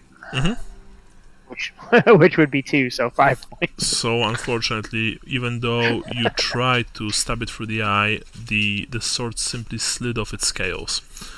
Even though it was a head hit, we only double the damage after you deal anything with the basic attack. Hits, yeah. But that said, Akela, she managed to really hurt it. The strike from her cutlass opened a huge gash in the creature's side, and that was only the first attack. The second attack missed completely. But again, this thing is currently it's currently just hissing in pain, and I believe now it's their turn after Akela. So the salamanders run away.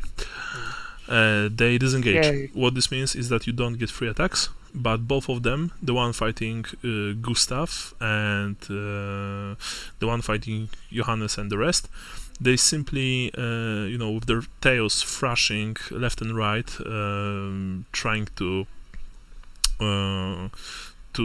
make you go away, at least for a split second. They jump into the brackish water and disappear under its surface. The fight is over. That said, Sean, please note that 3 sailors died. Yeah. You all try to catch your breaths. You are all, well, maybe not all, but for example, you can see that Marla is very heavily wounded. That said, except for the three poor souls burned to a crisp, you're all alive. However, and I would like for Michael to be here because it's important, something will And this happen. is still Mhm. this is still on the 20th, right? Yeah, I mean, he went to grab a painkiller or something, so, you know. No. But I mean, we're still. So we've just entered the swamp. We're still on the 20th of Vortex. Oh, yeah, yours too. Sure. That's I'm just noting that Three More Sailors died on the 20th. Yeah.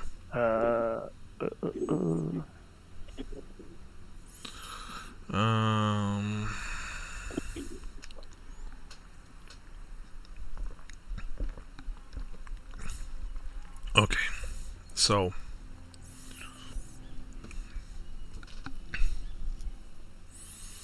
we shall see. All right.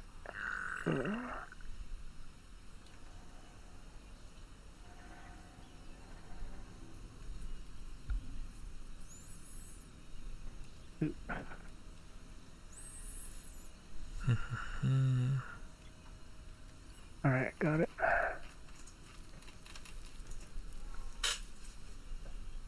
I'm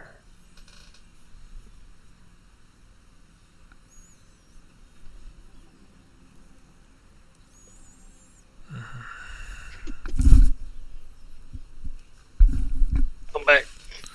You're back? Alright. Okay. So, I'm back. Sorry. the salamanders were driven off.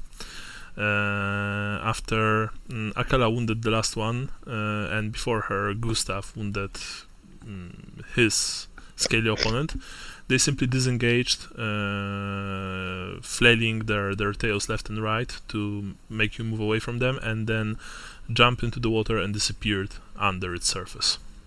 You are left alone on this small patch of swampy ground. Most of you are relatively fine. Of course, as I said before, Marla, for example, she's heavily wounded, and I think that Gustav, right, you too, took some damage. I have 3 wounds left. Yeah, and I believe that Lambert as well. But all in all, you are fine. Mother Akala looks at each of you. She nods her head. Came just in time to aid you, my friends. Took those 2 lads with me, she says. We've heard the commotion. Where are the others? She asks. What others? Well, other sailors, she says. That, I mean, you were not walking this patch of swamp alone, were you? No, those other sailors are those burning piles of meat over there. When you said that, you see that 2 of the sailors who accompany her, as well as the last one standing, they frown, and one of them says, "Show some fucking respect. These were our comrades." You are talking about Griffin. Now, says Akala, we're all comrades here. We're all friends. I'm sure that Johannes here did not mean any disrespect, right? She looks at you. No, I was telling you how they died. Yes. They fought a noble battle. Yes, and now we will commend their souls to Manann, she says. But before she manages to finish her thought, you remember, you, Lambert, I presume that you also approach your friends as you reload the second pistol. Yeah, you remember that you also saw movement in the trees. And all of you hear rustling from above. And then, a couple of live, small shapes jump very nimbly onto the ground nearby. And all of you open your probably mouths wide with shock as you see the creatures who jump down from the top. They are humanoid in shape. probably the size of small man, maybe maybe a tall child, slightly stooped. However, they are reptilian in nature, and now I'm uploading the art. Hopefully they're skink. Yep, they're skanks. Oh, thank God, the smart ones. You see that one of them, the one who landed in front of you all, who perhaps is the leader. He has a red crest. His eyes are huge, saucer-like, and he has a blowpipe attached to his belt. Few pouches made from what looks like some kind of scaly skin. There's a flask with something inside. Gold torques and bracelets cover his tail and arms. The rest of them, they look similar to the one that I uploaded. Their crests are normal. Some of them with javelins, although they're not poised to strike. The others are holding blowpipes as well. The sailors, of course, gasp loudly. Mother Akela just looks at them, completely surprised. How each of you act? Starting with Johannes. Starting with you. What do you do when you see them?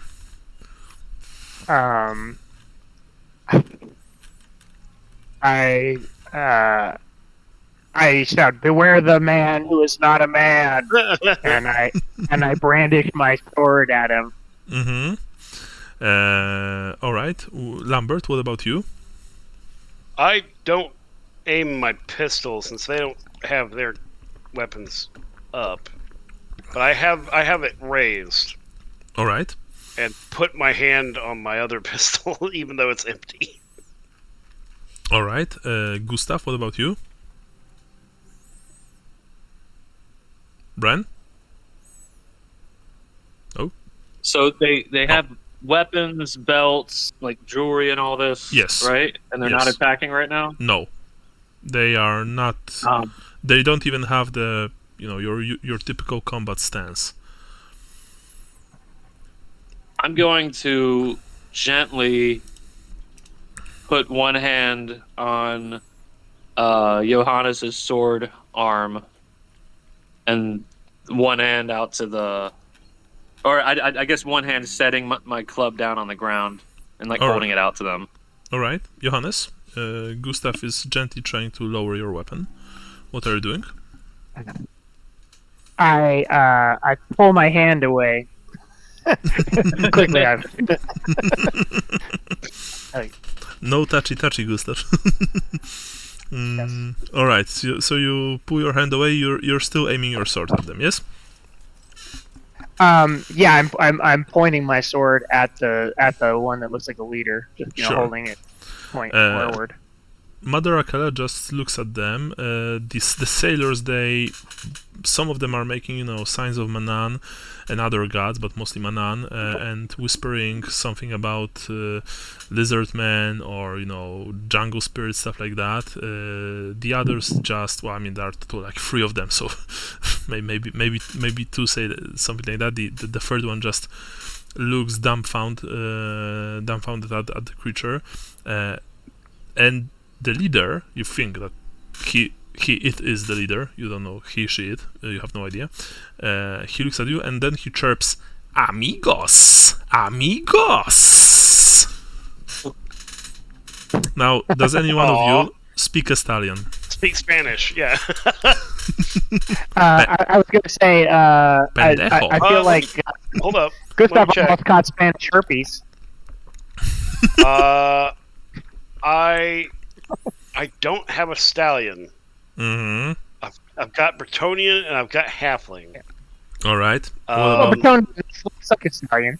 Bretonian's French, basically. Yeah. I honestly, we just got kind of fucked by this combat. I'm gonna keep my pistol in the air, but I'm just gonna hold my hand up and say that back to him. All right. With all the same conviction, hoping that I'm matching whatever the fuck he wants me to say. All right. That'd Gustav. be a performance check. Uh, Or no, I could do it with mimic. yeah, sure. You can do that. Mimic makes you do this automatically, or do you have a bonus? No, mimic is a plus 10% to perform, disguise, and speak voice like them. And So he's I'm gonna try and chirp it back. accent. I'm trying to chirp it back in his accent. Sure. Try. Let me find performance real quick. I gotta extend this thing out. I can't read these things. Here we go. Whoop. Hey, Nice. boys! You. That's Yeah, that's pretty good. You chirp it back at him. You say amigos very well.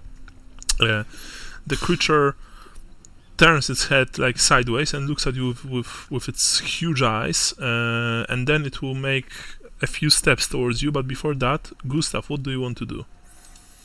Because Gustav, do you have a stallion? Well, that's what I want to ask. I don't, but I've been asking around about languages. All right. So I So- don't have it as a skill. All right. So unfortunately, question. sorry, what? I have Sean? a question. Go. I could have sworn that some of the sailors were stallions. Yes. However, there's not. I mean, you don't think that any one of the three here can speak a stallion. Yeah. Okay, that's fine. Yeah. The creature approaches you, Lambert, very closely, and he says, like, it's obvious that its mouth is not made for human speech, and it can hardly pronounce the Italian words. Familia de Gonzalo de Grijalva, and you see that it's rummaging in its pouch at its belt, and it offers you, Lambert, a tarnished brass locket of of obvious old world origins. Do you open it? I take it and open it. All right. So, inside is a faded portrait of an Estalian woman and a brittle lock of dark hair. The creature looks up at you with wide, childlike eyes, as if it expects this to mean something. I will smile. I'm just trying to diffuse. I don't want to get burned again. I don't know what this fucker can do. I'm not in my element here, and I'm just assuming this is a trade of goods, and I'm going to pull one of my ration sausages out and hand that to him. All right. You And handle. just say, sausage in halfling. You say sausage. Yeah, And just banger. There we go. Yeah. The creature looks at the food that you offer it. It takes the food. It also leaves you the locket. Like, you don't know if it wants it back or not, but it takes the food. It smells it. Then, with a single chomp, This is quality halfling sausage, man. yeah, with a single chomp, it devours the sausage. I presume also that the sausage, of course, is probably very dry, because otherwise it would not survive the trip. Not to mention the trip through the jungle. It devours the sausage in a single bite, and makes a sound of, you guess, pleasure, perhaps. But then you hear, what is going on here? And Kono Neuwald, alongside 6 black griffins, all armed with muskets, as well as other sailors, approaches the side. When she sees the creatures, she gasps and says, "Children of chaos!" And lightning fast, she pulls out one of her pistols from her belt. The other black griffins aim their handguns towards the diminutive lizard figures. So, what do you guys want to do, if anything? You all know that you have seconds. Well, split seconds before violence occurs, because it's obvious that Neuwald will shoot. Can I make a willpower check? Why? For myself? I can I'll flip a coin for myself. It's all right. Okay. Just see if I want to do this or not. Sure. I'll coin for myself real quick. 1 sec. Can I tell you what Johannes will do? After Lambert. Okay, sorry. All right. Hey, boys. It's been good. I hope this turns out okay. I step in front of the skink and level my pistol at her. Oh no! All right. You and just say, let's calm down. We just got fucked. I don't want to get more fucked by somebody rushing to actions. stand aside, or will riddle you with bullets, halfling, says Neuwald. This is a Sounds beast. like something a traitor would say, wanting to kill their own. This is a beastman. You are protecting one of the children of chaos. I will not ask again. Step Who did aside. not attack us like the fucking lizards and other fucking birds and bullshit in this fucking forest. Now, Can I yell that the wizard has forbidden it? yeah, sure. You yell, the wizard has forbidden violence, right? Attacking, yeah. Yeah. So Gustav, you yell. I want to be vague. Yeah, you yell at the top of your lungs. The wizard has forbidden it. Johannes, what are you doing? Kill them all! Kill the heretics! All right. So you yell, "Kill the heretics," and then Yeah. wait, what? Yes, that's it. Oh, that's it. All right. So you yell, "Kill the heretics." All right, and that's it. So before this escalates any further, and before either Neuwald or Lambert will, will discharge their weapons, Akela steps in between both of you, with her hands outstretched. One in your direction, Lambert, the other in the direction of Neuwald, and she says, "Whoa, whoa, whoa! No shooting, Colonel. Relax. Halfling speaks the truth. They are not hostile. In fact, I think they are friendly." And when she interposed herself between you and Neuwald, you can see that Sieglinde, Colonel Sieglinde, actually lowers her pistol. After all, Akala is one of the expedition's leaders, so shooting her probably is a big no-no. But then she says, "How do you know? Look at them. They are not human. They have scales. They are abomination in the eyes of Sigmar." Look, Colonel, says Akela. I call over from behind Akela and was like, "I'm not human. Am I an abomination, you fucking bitch?" Oh. And yeah, and with that, Akela just looks at you, Initiative. halfling, and she says, "You should know when to shut the fuck up." I just don't know. She then turns to Colonel Neuwald and says, who is furious. She actually holsters her pistol. She draws her sword, and she, with a single snap of her fingers, orders her men to surround.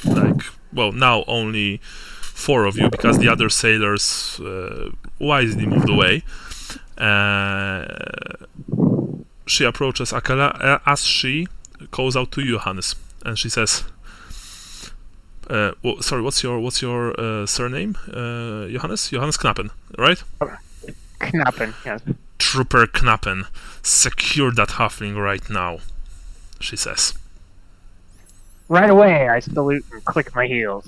Hmm? Lambert, come with me. Can I? I'd Sorry? like to do something if I can. Gustav, what is that? What do you want to do? Is she paying attention to me? You don't know. I mean, remember, she Is she in front of me or?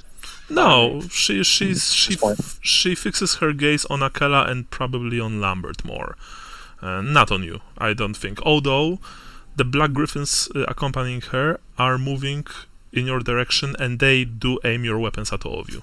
At me too? Yes, and it's very clear that after what Lambert told about their leader, you can tell from their faces that they are furious. Well, but that I don't mean that they aim at you per se, Gustav. They sweep the weapons left, right, from one of you to another. But it's obviously clear that they are ready to use them. So I've laid my club, one of my clubs down. I'm going to start moving back behind the Black Griffins, like they have this under control, and I'm trying to get to safety, basically. All right. But I have a plan in there. That's not. But that's what I want to look like. You also say to Lambert to apologize, yes? Or all right. You can also, all of you can hear Marla saying, Lambert, for fuck's sake, why? I just don't change. And I hold up a hand, and I go, the jungle is hot. We just got attacked. Everyone's tempers are hot. Can we all calm the fuck down? I'm sorry. Akala, like, puts her hand Can I on please roll charm? with minus 30%. Yeah. That's fine. Yeah, what's your no, word? it's not. And this is, by the way, this is a post test for her willpower. That's fine. Yep. So, yeah. Of course she did. Yeah. she approaches Akala even when the priestess of Manann put her hand on her on one of her pauldrons and says, Sieglinde, relax. We're all in this together. Neuva just looks over her shoulder at you, Lambert, and you can see that there's not even, hatred or anything. There's this emptiness. Her gaze reminds you of eyes of a shark. Yeah, no, a shark. Yeah. Like, they're completely empty. And she simply says, gather your wounded, priestess. Those creatures, which, by the way, they're not even moving. They all observe this whole thing without flinching. Those creatures, the captain will decide what to do with them. As for the halfling, I will be very eager to see him lashed. I think 20 lashes in this climate will be enough for us to ditch his fucking carcass into a shit-filled pit and leave it behind. Hard on him in that armor. Now, Hopefully you don't trip. we are all done here. Are we? Skinks just like hanging out? Yeah, right here? the skinks are all looking at this whole exchange without flinching, without doing anything. They don't pull out their weapons, they don't do anything. They just observe. Can I go out on a limb and try something? Yes, depends what you want to do. You already have. Well, can I go out on a bigger limb and try something? What do you want to do? Thief sign. Mm-hmm. To get me out. To the skink? All right. Somebody help! Somebody get me out of this thing! Hey, that the wizard did say we're in the footsteps of the god. So I mean, Too bad you don't speak whole Githos. You make this very subtle sign to the lizard leader. Remember, you don't know the name skink, of course. To this creature with the red crest. He is obviously their leader, and you can see that it noticed you, sure, but it once again like tilts its head as if not sure what you mean, what you want to do. Just like as subtle as can, just point me. Yeah. Out. So in like there's this whole situation that is very tense. The griffins, when you tried to move past them, Gustav, one of them grabbed you by the hand and says, "Where you think you're going, boy? Get back here!" And he, pushed you back into the circle of your friends, right? But they don't aim their weapons at you anymore. They mostly observe the small lizard creatures with wary glances. It only takes like a minute or two before Captain van der Wiek and Magister von Stieftanzer, together with more griffins and more sailors, arrive, and of course they are all very surprised as to when they see the creatures.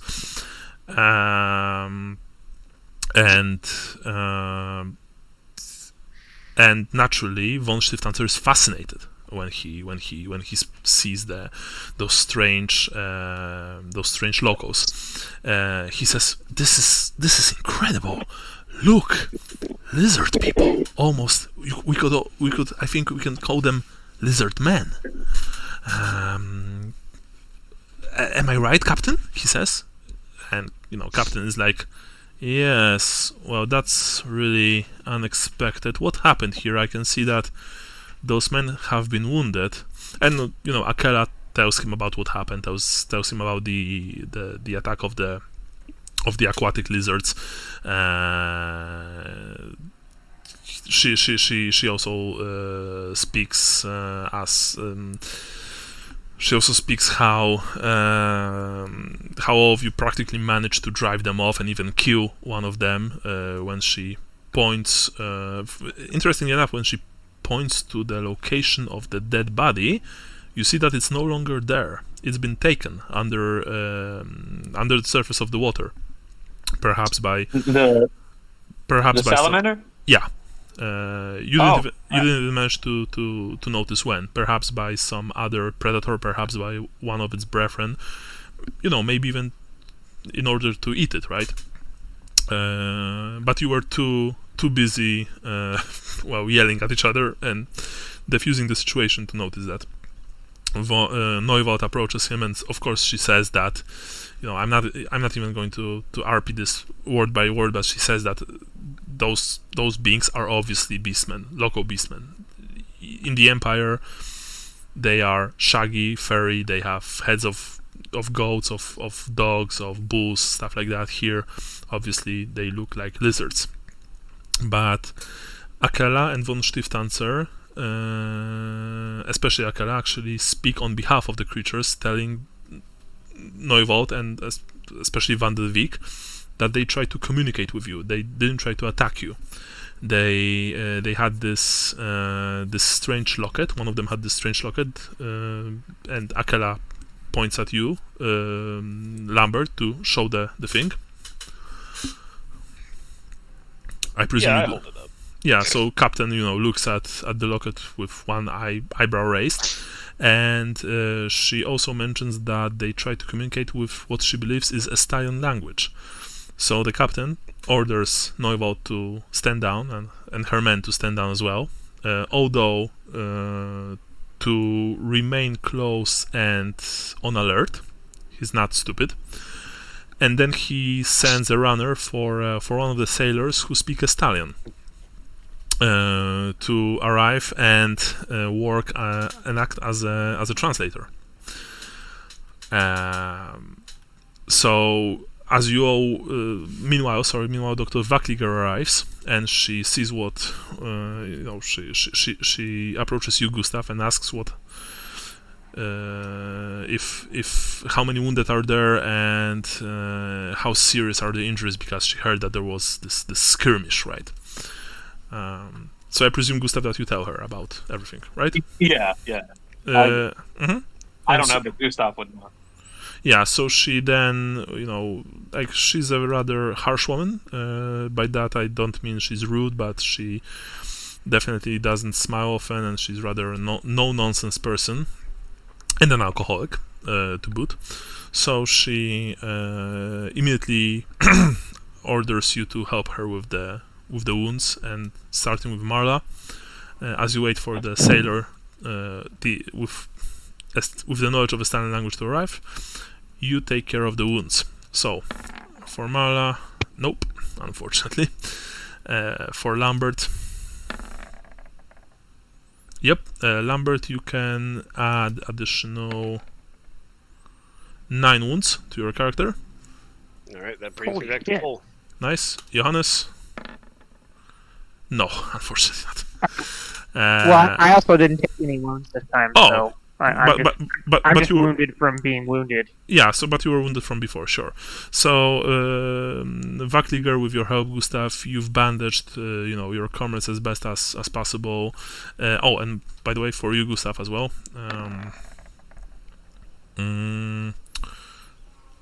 Let me quickly check her stats, because she might have passed. It would depend on... It's on helping her? Help? You can't really help her when she's treating you, but she passed, so you can add 2 wounds to your character sheet. By the way, Brian, you are like far away. I can't really hear you that well. Oh, hello. Can you hear me now? Yeah. Unfortunately, there's also the less than pleasant part.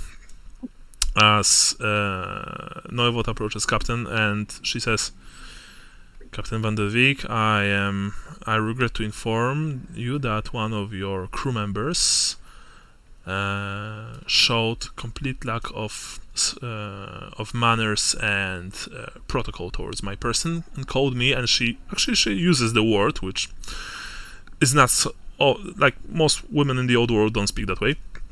What's the word? Fucking bitch, I believe. I honestly wouldn't fault somebody for thinking she wasn't a woman. Yeah. In front of my men and the others, I expect harsh disciplinary action. And when she says my that, knowledge, I'm not part of the crew, right? I'm this guy's assistant. Von Stiftanzer is too busy admiring the lizard man, so even when you say that, he doesn't like react at all. It's as if there's only him and the small diminutive lizard people that you can see that he's having a time of his life just observing those creatures. When she says that, by the way, the other griffins nod their heads and agree, and she looks at you, Johannes. Mhm. What do you say? Or do you also nod? Yeah, I also nod. Yes, Mhm. of course. Yes. All right, let me lay it out like this. All right, Van der 20 Beek. lashes is what. 20 Sorry. lashes is what you want. 20 lashes is gonna kill me. Is your pride so thin that 20 lashes and a dead halfling is all it takes to get under your skin? She, when you say that, like maybe 2 griffins, just maybe 1, maybe 2, they took a few steps forward, half drawing their swords. One of them saying, "Enough is enough. Let's fucking kill him." But the captain just raises his hand. Sheath your weapons. He looks at you, halfling. Is that true? Did you just told one of the expedition leaders what she told me? Yep. Do you think that perhaps undermining her authority in hostile lands where we just lost men was a good idea? Perhaps you think No. that it made you a better man, a stronger man? No. I think rushing into a situation where you have no idea what's going on, guns blazing, is probably a bad idea too, though. And yet, you are not in command of the Black Griffin's mercenary company. Colonel Neuvold is, Nope. and we need her men. We need their guns. We need their swords. Yes, you have 2 pistols. They have 100. I think now less than 100 because some of them died against the Dark Elves. Well, he says couple dozen rifles. So, Colonel Zieglinde, this halfling here is assistant to Magister von Stiftanzer, and as you know, the College of Magic is financing this expedition. We want to stay on their good side, and the halfling here is obviously, well, his skills are useful enough. Tell me, will you be willing to forget this one slight, accept apology from him, and with a promise from myself that if it happens in the future, he will hang from the nearest tree? Oh shit! All right, yeah, fair enough. Zieglinde looks at Oh, him. that's in character, by the way. Zieglinde looks at him, looks at you. For the good of this expedition and its unity, I accept. But don't worry, Colonel. If this subhuman scum will ever insult me or any of my men, You won't have to hang him. I will simply disembowel him and choke him to death with his own innards. This is my promise to you, halfling, by the way. On Sigmar's blood I do so.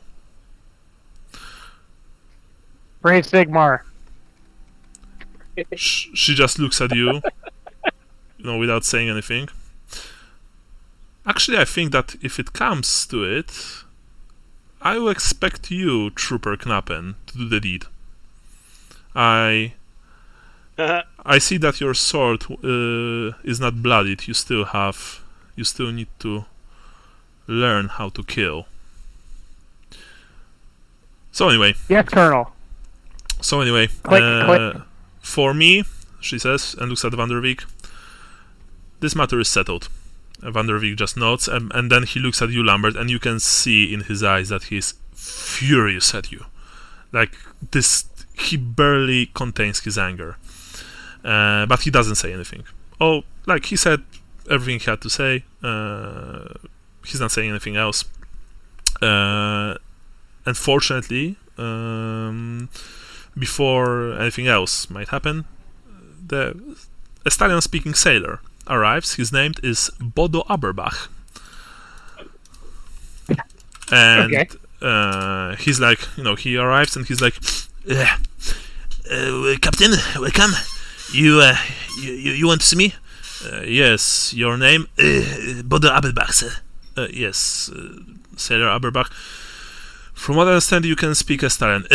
Yes, well, there was this one girl in a brothel in Marienburg. I was a regular of her, and she was Estalian. Lovely lass, lovely. So, I kind of picked up a few words. Can you speak Estalian or not? Yes, I can. By Manann, lizard people!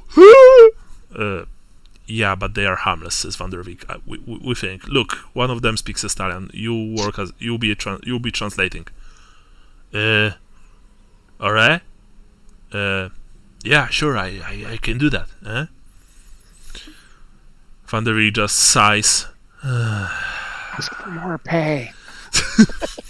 And so, you all gather around this little diminutive, this bunch of little diminutive creatures, and Bod Aberbach works as a translator. So, how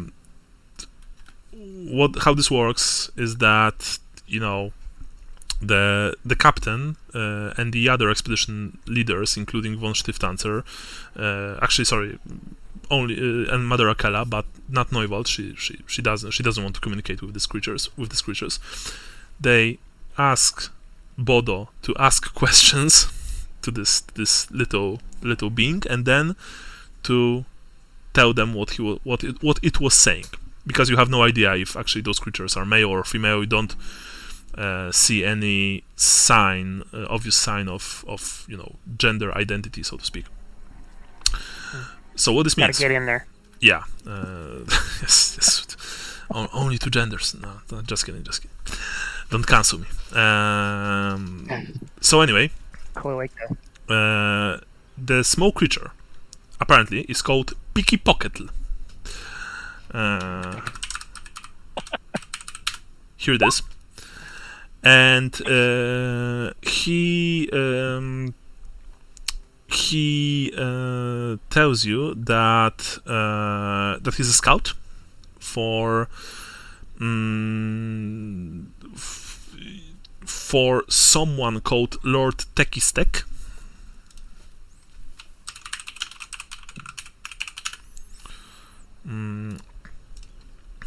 By the way, they are not like hiding anything. They don't. You have a feeling that that Picky Pocket is very truthful.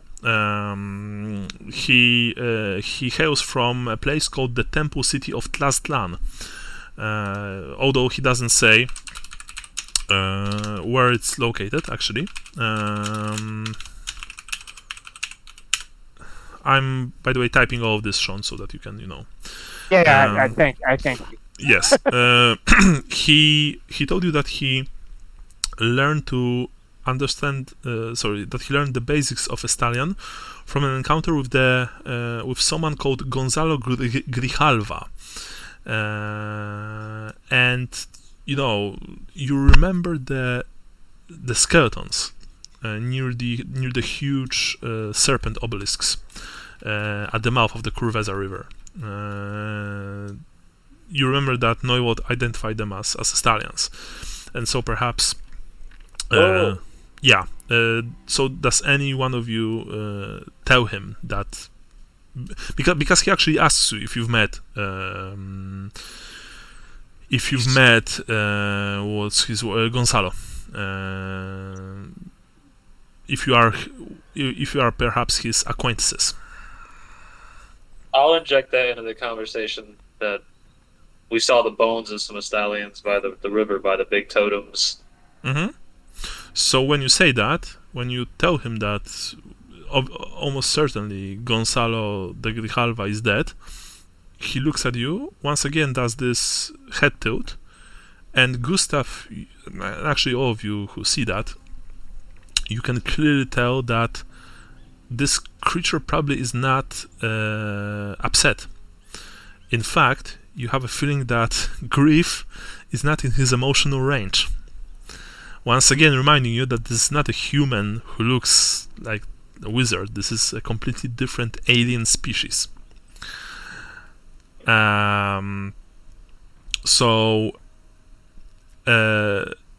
long story short, Piki offers to lead you to this place that he calls Tlaxlan, where someone called Lord Tekistek would apparently like to examine you, whatever that means. I don't have to tell you, of course, that this all sounds incredibly creepy. Only von Stiftanzer seems very intrigued, and he actually, even says that perhaps we should visit this place. Maybe this Lord Tekistek will, he will welcome us with full honors. But of course, Captain and the Colonel firmly rule this out, to the Magister's mild disappointment. Also, side note, von Stiftanzer did not react in any way to what happened to you, Lambert. Almost to the point that he's not even, that he doesn't even look at you. He completely forgot that you are here. Still, I'm just gonna sidle over to the pool near the away from everybody else, and toss a coin in it. Sure. And just be like, oh, come on, Randall, please, just let me kill this bitch, please. Further conversation reveals that Pickpocket knows the location of your ultimate destination, the hidden temple of Tepok, and he actually agrees to guide you there. However, under the expedition leader's false promise that afterwards you will all follow him to Tlaxlan, which all of you, Lambert, Johannes, Gustav, Marla, you know that this will not happen. Van der Beek only agreed so that Pickpocket will lead you to the temple. And so after like a good hour of talking, speaking, exchanging information, you can also see that Bodo Abelbach, as he mentioned, he learned the language from a prostitute, right? So he's very tired when this is all done. The captain also, when he's finished, he only thanks him, says good job, sailor, and then shows him on his way, not rewarding him in any way. So after that, all of you immediately move out. That said, let's RP this a bit. Johannes, Lambert, Gustav, and Marla, you are limping along with the rest of the expedition that is now being led by Pickpocket. Do you want to say anything to each other? Do you want to speak?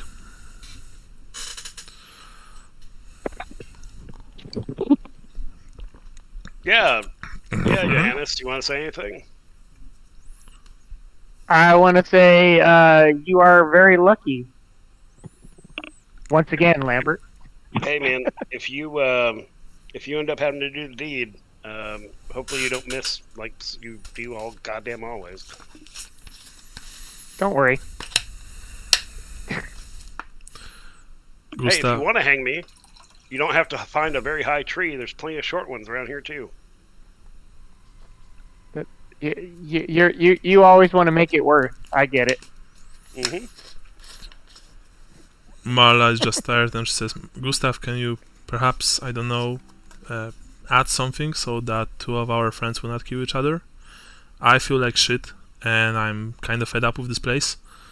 So I'm afraid that if I'll say anything, it will only make matters worse, but maybe you would be able to, I don't know, do anything? Why are you so bent on attacking these natives? Oh, Well, who? they're obviously beastmen. Oh, sorry. Oh.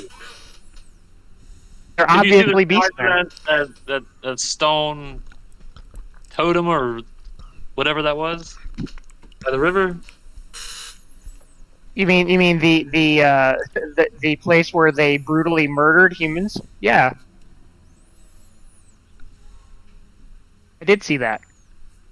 Actually, I don't know if I did. I don't. Yeah, you did. You were there. Mhm. Okay. Well, the skeleton didn't have any signs of like being attacked, right? we can't prove what they died from. I True. don't know. They were in the trees. They could have attacked us from a better position. That is true, says Marla. They had those strange, like, spitting weapons at their hips. They could simply shoot at us from above, right? They didn't do that. Probably because they fear us. They didn't really look like they were afraid of us, she says. In fact, they were curious about us, I think. I tried keeping a turtle as a kid, and let me tell you, man, reptiles they're just different. Like they operate completely differently than any other mammals. That's some fancy academic talk, says Marla. But Lambert, I did kill the turtle by accident, but all I can say is that I am surprised that you managed to last this long without pissing anyone important off. It's kind of impressive, isn't it? Yeah, it is. I mean, not that I'm... And she whispers, and she winks at you, not that I'm blaming you too much. This woman is a huge bitch. That Hey. said... Just rest assured, in the long run, after all is said and done, and all the pieces it made, and I'm dying, I'm rotting in the earth, and somewhere, I'll still be mouthing off to somebody. Oh, I'm sure. And that's why I think that Grandfather Moore will probably already has like some special place built for you in the afterlife, so that Some he special won't... soundproof room. Yeah. So that he won't have to deal with your bullshit, she says. Johannes, The ball of eternity. Hey, Johannes, in the long run, bud, if shit Yeah. goes sideways and you have to kill me, I don't hold it against you. I'm going to leave everything I own, everything, money and all, I can write it down and everything, to Marla here. Because she's had my back this whole fucking time. Yeah, I think that's a good idea. I'm also sure, says Marla, and you can see that she, like in game terms, she's on 1 HP. So she limps, she's very pale. oh, She's coughing slightly, but she says, I'm also sure, Lambert, that Johannes here, who's been our comrade for who knows how long, with whom we bled together, we fought together, won't even think about hurting you in any way. Even if given orders by this colonel or whatever she is, I don't know. Isn't that right, Johannes? Loyalty is important to you, right? Loyalty to your friends. Yeah, 100%. Actually, I was hoping, if you must know, I was hoping that I would be the one to give him the latches so that I could go easy on him. You're saying this seriously, Sean, by the way, yes? Yeah. Yeah, limp wristing it. Yeah, so you can see that Marla is... 100% that if he was going to be lashed, that I would volunteer to lash him, so that I would do it shittily and not, try not to hurt him. You can see that Mara looks at you and she's impressed actually, and she nods her head. You'll have to hurt me a little. That's very, yeah, but that's Your name is Toby. That's very noble of you, Johannes. Oh God, that's dark. All right. You know that. But all this could be avoided if we just keep our mouths shut. Sometimes, I think. All right. If it'll calm everyone's tempers down, here's something that'll keep me in check. Okay. And I pull out 5 gold crowns and I put them.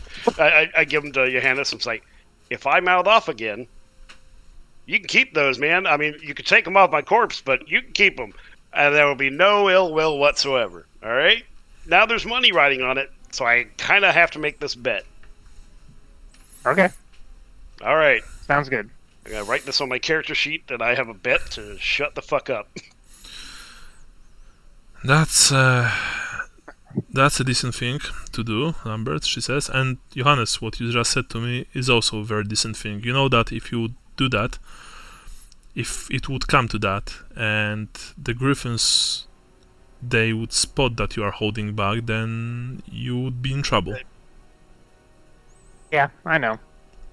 Which only means, and she looks at you softly, that you're a good friend. Thank you. Are we supposed to kiss now? No, but I think we should never forget how far we came together.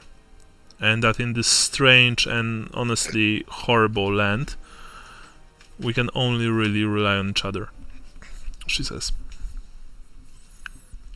Now, excuse me, I'm trying not to faint on my feet.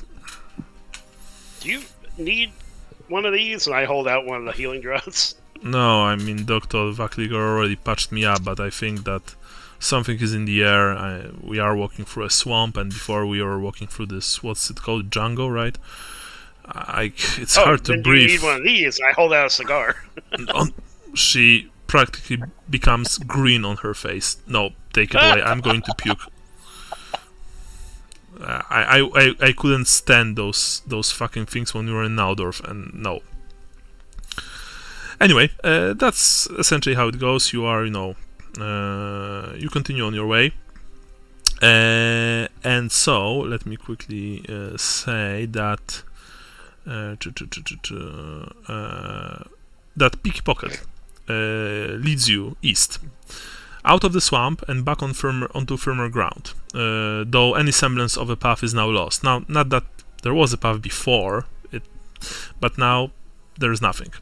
It takes a day's march cutting through the undergrowth to get to where Piki is leading you, a system of caves that lead up to the plateau on which the temple sits. Appearing out of the dense jungle as if by a conjurer's trick, towering cliffs rise above the sea of greenery. At their base, a great cave yawns like a mouth of a dragon, its dark opening at least 100 feet high. Ferns and creepers cling to its walls, a shallow stream running out of it and into the jungle. Scaring ahead of the expedition, Pickpocket gestures energetically for the warm bloods to follow. This is the way, as the Mandalorian used to say. Inside the caves, as you enter them, the entire expedition enters them, there is no concept of day or night. The expedition must use torches from their supplies to light the way ahead, and progress is slow over the slippery rocks. The cave floor slopes steadily upwards, but pocked with stalagmites and pools of dark water. Small creatures like pale white newts swim in these pools, feathery gills protruding from their necks. The water that runs down through these caves has been filtered through the rock and is safe to drink, you've all been told. And you can see, in fact, that many sailors take, a few sips and fill their empty water skins. Do you also try the water?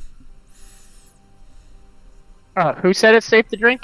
Essentially, expedition leaders told you that it's safe to drink. Apparently, Pickpocket told them that it's safe to drink, and they tested it, and yes, the water is safe to drink. Okay. Yeah, I will fill up I will trust my leader. Yeah. So, Gustav? I trust the lizard. He hasn't done anything bad yet.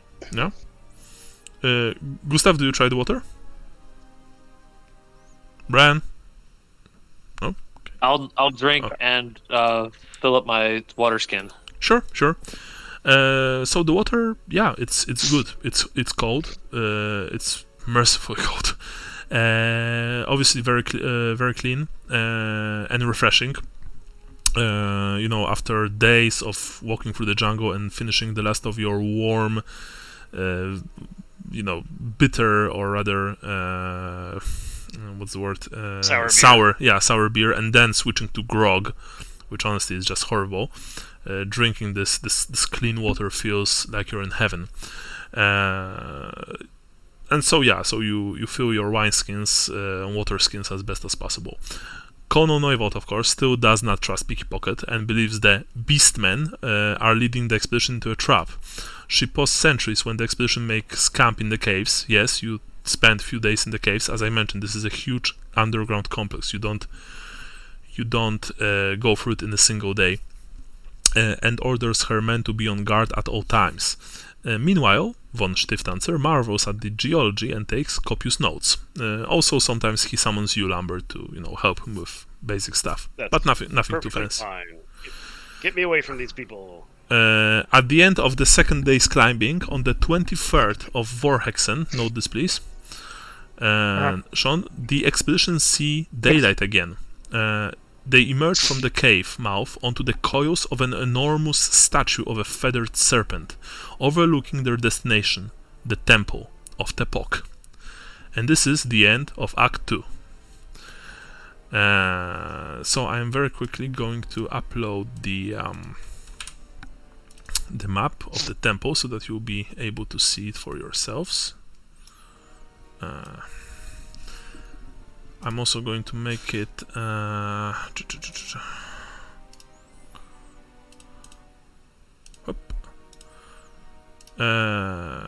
Picky Pocket has been added to the handout section. You can see him there, and let me quickly see. The same map that I've just uploaded is also in the handout section. If you wish, you can check it there. Yeah, and so this map that I've just uploaded, this is how the temple looks. So if you'll be able to take a glance, you've emerged here. You see, there's this small crack. There's the gigantic, like, coiled statue of a serpent from its mouth. Comes, water cascades down into the moat. The temple, as it turns out, lies inside a ginormous crater. The plateau itself is just the plateau within the walls of this crater is just immense. From the top where you are standing, actually I'm very quickly going to read this. We start Act 3, called the Temple of Tepok. Chapter 1, so to speak, Cities of Gold. The pyramid looms above the mist of the forest canopy, immense and immeasurably ancient. Its great blocks of weathered grey stone rise up in stepped tiers, taller than any tower in Marienburg. Behind the pyramid's granite bulk, two monoliths in the shape of feathered serpents rear from the liana-strewn rock face of the crater wall, streams of water falling from their open mouths. A vertiginous flight of steps climbs the front face of the pyramid all the way to its summit. There, the walls of a small shrine are catching the rays of the setting sun. They shine with a lustrous gleam that draws the eyes of every man in the expedition. It is the gleam of gold. The pyramid stands in an overgrown circular plaza encircled by a moat, fed by the water falling from the serpent monoliths. The water in the moat, as you make your way to the plaza in front of the pyramid, is also obviously very clean and probably drinkable. You've emerged from the caves behind the southern snake monolith and descend to ground level by using the monolith's stone coils as a ramp. Of course, it takes a while for the entire expedition to move that way, but you don't have any choice really. Does any of you have trade stoneworker? I don't think so, but I just want to... None of us are dwarves. Let's do it. Alright. So, as the expedition enters the plaza at the pyramid's base, a small crested lizardman emerges from the shrine at its summit. At this distance, it is only a silhouette against the bright Lustrian sky, but it appears to look down at the humans milling about below. It watches for some time in silence before finally lifting a conch shell to its mouth and blowing a long, mournful note. The sound echoes from the walls of the crater. "Sounding the alarm," says Kono Neuwald, her face set and grim. "Or a welcome," the Magister stubbornly shoots back. He looks to the captain. "I see no soldiers. I say we go up to greet him." The lizard at the summit shows no signs of coming down. After some heated debate, the Kono begins assembling a guard to accompany the expedition leaders to the top. You are currently in front of the pyramid. Somewhere, let's say around here, or maybe here, together with the rest of the expedition, sailors and soldiers. What are you doing? What is your course of action? Do you want to talk to each other? Maybe do you want to just wait or look I'll around? go with the Magister because I don't trust anyone besides the people I'm here with that are my buds. Mm-hmm. And the guy who doesn't give a shit about me but provides me with at least some modicum of shielding. Okay. Johannes, what about you? I'm gonna make sure that my handgun is loaded and ready to go. It is, of course. Okay. And wait for orders. Okay. Gustav, what about you? I don't have my clubs out there. They're attached to my belt. I'm kind of transfixed on the exchange between the expedition leaders and the lizard man at the top of the temple. The expedition does not yet take place. For now, Kono only gathers the crew that will go up. Yeah, it's like a big moment about to happen, so I'm like just watching. Yeah. By the way, I will also roll for each of you. I will roll 2 tests from Dr. Vakliger during the trip to see if she managed to patch you up. Except you, Lambert, because I think you're on full. So Yeah, I'm full. Johannes, first. No, first one failed. Second one succeeded, so you receive back additional 3 HP. Okay. Gustav, for you. First one failed. Second passed. Let me quickly check. Yeah. And you receive back 8 HP, Gustav. Okay, nice. And I will roll It's for a cute little Marla. map. Marla first passed. 9 HP from the first, and the second row failed. Because she needed it. Yeah, so she's on 10. What were you saying, Michael? Sorry, I forgot. I was just saying this was a cute little map. Yeah, that's actually artwork presented in this scenario is very cool. Even if it's basic, it's very well done, I think. Yeah. No, that's good. Yeah. So even though Vakliger has lots of cases of people either cutting themselves or on jagged rocks, suffering from heat strokes, dehydration, stuff like that, she still manages to find time with, of course, your help, Gustav, to patch your group up a bit. As you can also probably see, like beyond the moat, the rest of the plateau is completely covered in jungle.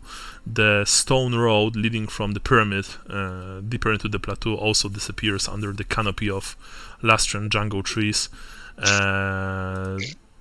Unfortunately, this place also suffers from the oppressive heat and humidity. As the rest of New World, and so I would like for all of you to roll me, jungle hit tests with Lambert. Remember, you have so far permanent -10 to all your statistics. The others roll on basic. So Johannes, starting with you. So Okay, toughness test. Mm-hmm. God fucking damn it! You have luck. he's out. Of course not. I spent all my luck earlier in the game. If you want to use it. No, sorry. You better save it for yourself. Yeah. Yeah, you better. By the way, I should have an extra insanity, right? Because I took the fate point. No, you took fate point to avoid the blow, not to take the blow and survive. Okay. When you take fate Okay. point to avoid the blow, you don't get insanity point. Okay. But Okay, cool. unfortunately, Sean, note please that until I say so, you have permanent -10 to every single statistic, just like Michael. Yep. Lambert, roll. All right. Yeah. Under 30. You Nope. failed, but that means that you have temporary. Normally this test is only for a single day, so for this day you have additional -10. Gustav? Am I back to my normal Yes. toughness? Yes. Okay. Yes. But you have yeah, doesn't matter. You rotate. Okay. Relax. Yep. And then I will roll for Marla, and she failed, so she also has. So only Gustav passed. Johannes, so as you walk in front of this pyramid, your steps threading this huge, intricately carved plaza, you realize that wearing all that armor, especially plate on your head, on your chest, it's just too hot. You are feeling incredibly weak. You are thirsty all the time, even though you have your water skin full of relatively cold water. You don't feel well. The rest of you, same, except for Gustav. You're in relatively good shape. Now, as you all mill around, or rather in front, the huge ziggurat, you see that some of the sailors have noticed something of interest. Beneath the moss and ferns that cover the plaza are ancient stone tiles intricately carved with stylized depictions of animals. Here and there, flecks of gold adhere to the crevices in the carvings. Perhaps the remains of what was once a brilliantly gilded mosaic. Excited whispers circulate among the crew. The stories were true. The cities of Lustria really are paved with gold. So tell me, because you can see that already sailors are, producing their knives and daggers and trying to pry some of the gold. Do you also join? No. I say, wait, brothers. But do you say that to the sailors? Yes. Yes, I say, wait, brothers. This is a place dedicated to the gods. They may not be our gods, but we should not trifle with the divine power. Okay, roll me charm. Minus. I try my best. -10, I would say. Yeah, at least. All right. Well, I have +10 charm already, so -10. Nope. Yeah. Almost, though. I failed. The sailors look at you and they don't even respond. They just smirk and continue to take out as many gold nuggets as possible. Yeah. I'm gonna watch you guys die of Montezuma's revenge. Lambert, so you also don't participate, yes? No. All right. I'm not. I've done enough to tempt fate today. Gustav, what about you? I'm kind of shaking my head at this. Okay, you don't try and take any I gold. can't stop them, but I'm not participating. Sure. Marla also doesn't get involved. She you can see that she constantly gazes at the pyramid, and her eyes are just wide with a mix of fear and awe. And I mean, there's nothing like that in the old world. Sure, the Emperor's Palace in Naudorf and the Grand Cathedral of Sigmar are grand in stature, in scale, but this is something else. This is almost cyclopean, and it's like you don't know if those lizard creatures built it, but that's the thing. The monoliths, the plaza, the pyramid, it doesn't look shabby. It doesn't look like something a beastman would create. Not that you know what beastmen make, but you've heard stories, right? This is impressive architecture, even if it's incredibly alien to your civilized eyes. You can't imagine how many thousands of creatures like Pickpocket had to toil to build this kind of pyramid. Do any of you have academic knowledge science? I do. Yeah, I believe I do as well. Okay, so both of you, you don't have to.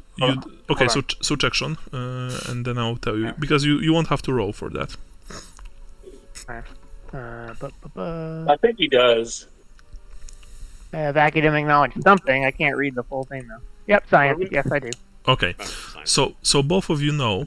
Actually, sorry, both of you noticed, Johannes and Gustav, that some of the animals depicted in the carvings are old world creatures that you have seen no sign of in Lustria. For example, such as horses. How the architects of this place knew of them is probably a mystery. Interesting. Yeah. And so... Can I say that to the sailors that are just trying to chip away at the temple?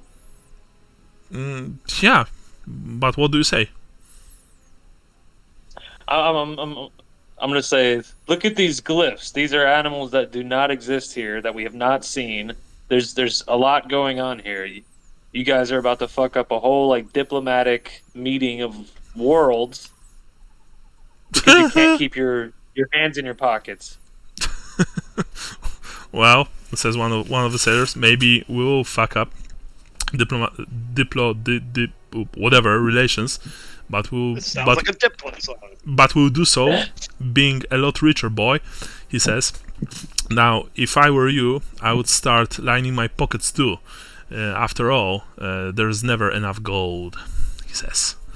And you know the other sailors, they just laugh at you. Like they don't mock you or anything. They don't insult you. They just don't care what you have to say. Unless you want to roll, Brian, with -10 charm. Yeah, I'll try.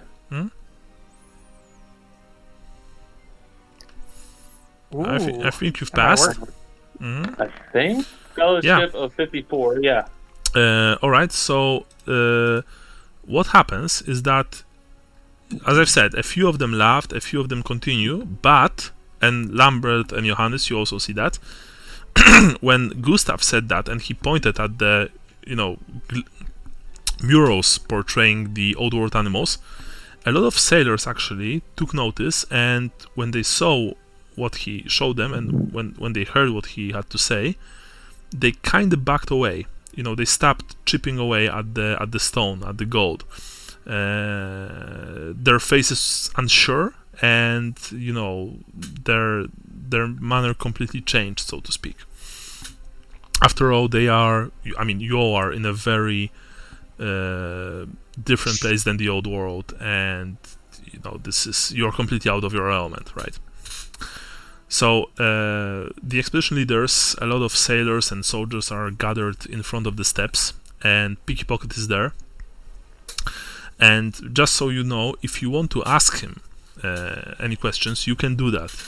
The translator is nearby, and even though he has lots of requests from the captain and from von Stiftanzer, he can translate your questions if you have any to the scout from Tlaztlan. So my question is, do any of you want to ask Picky any questions? What is this place to your people? All right. So he answers that this is the temple of Tepok, and that it's been dedicated to one of the you have no idea what this means, one of the old ones, the old one, Tepok. Okay. But that's essentially what he says. Also, remember, all of you see that except for that skink on top, there don't seem to be anyone else here. Right, so that was your question, Sean. Lambert, do you have any questions? Where is everybody? He says, well, he looks around. He says something to the translator in the, very chirpy stallion. The translator looks at you, and he says, well, all around us, right? I mean, we are here. No, I mean, like the rest of you. Oh, Other Mhm. lizard dudes. So when you ask him that, he answers again through the man, and he says that they are everywhere. Exactly Well, that doesn't where make me feel better.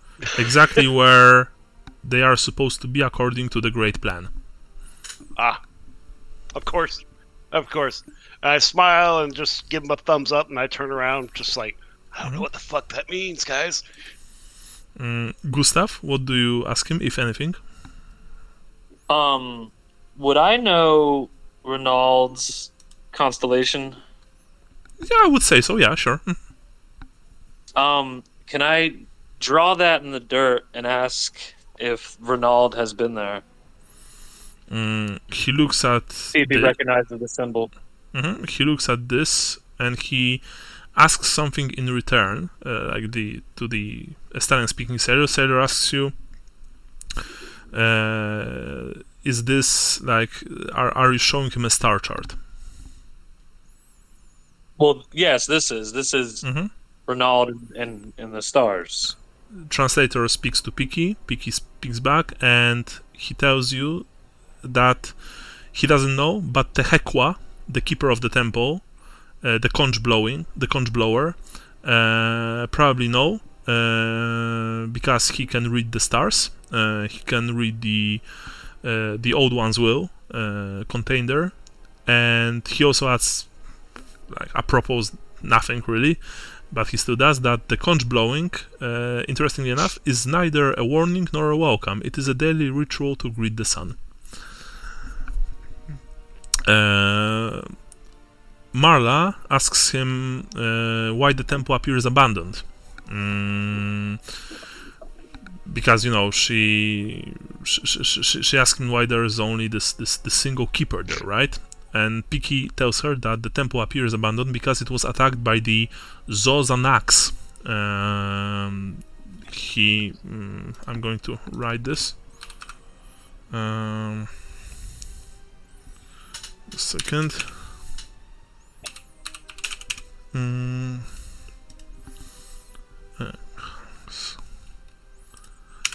Here. He uses the word. I would never have done that. Yeah, that it was attacked by the Xathrodox over 2,000 years ago. Piki does not know how to translate this word into Estonian, but mimes rodent-like incisors with their fingers. Now, Piki claims, Tehekwa watches over the temple as a caretaker to ensure it is not disturbed. Do any of you ask him about the carvings of the old world animals? Yeah, sure, I'll do it. Okay, I recognize some animals from our lands on your wall here. So he tells you that. Sorry. Actually, I should say they, because technically it's not a man. They tell you that they do not know what a horse is, but are not at all surprised by the idea that the carvings contain knowledge they do not possess. The temple was constructed according to the Great Plan, and the Great Plan knows all. All of you also noticed that Pickpocket noticed sailors taking out flakes of gold, but he's not saying or doing anything. That said, he is watching them very intently and very closely. And so, we will end this game today on this final note. Their guards are assembled. The expedition leaders begin climbing the pyramid. They are accompanied by 12 black griffins, Mother Akela, and, of course, Johannes, you are there. Lambert, you are there. Gustav, you are there. And Marla is also there, along with a few, with probably another dozen sailors. You are making your way up the stone steps to the pyramid summit, where Tehekwa, the keeper, is waiting for you, and he will probably be able to answer some more questions. But for now, we end our game. Nice. Sounds good. we are moving forward. This is going very well. Okay. I'm very proud of ourselves that we didn't attack the lizard man. Actually. Yeah. When we finish this scenario, of course, I will tell you about all the branching options, the ending stuff like that. But that's for some other time, of course. For today's game, everyone gets basic 70 points, of course. Going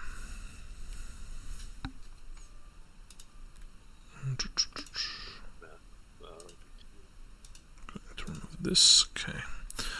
For your characters, all of you get 10 points, so max. For your religion, Johannes, you were, I think you were Sigmarite enough. 10 points for you. Lambert, what about you? I threw a gold into the. I need to deduct that. I threw a gold coin into the pool and prayed to Randall, please let me kill this bitch. 10 points, sure. Gustav, what about you? I asked specifically if Ronald has been here before, and me not wanting to attack the lizardman comes from the whole Shalayan thing. Sure, I like that. I will give you 10 points. For your place of birth, honestly, I don't think there was anything today for any of you, but please prove me wrong. Johannes? I stressed that I was giving Pickpocket the good moot sausage. Okay, that's cool. Not good enough. That was out of character though. Shit. No, Yeah, that's. You know what? That was it. I think that was pretty nice. I mean, I didn't thought that it was out of character. I can give you 5 points for that. Sure, why not? That was nice. But Gustav, Marienburg. Nothing. Nah, I didn't. I forgot all about plates of birth. No. You mentioned something about the turtle. That yeah. I said. Yeah, that seemed like something I would have as a kid. Is he's interested in. So like medicine and anatomy. Yeah, I mean that's not really Marienburg though. No, not really. No. Yeah, I was just doing that for flavor, just because I think Gustav would know that reptiles operate very differently than mammals. If a reptile was hurt, I might not be able to save it the way I could a sheep or something. You know what I mean? Sure. Right. Okay, so Johannes, Reichland today? I don't think so. Well, I mean, maybe not specifically Reichland. I felt like my sort of yes, ma'am, salute, click the heels. Okay, sure. Kind of stuff, that was empire-y of some kind.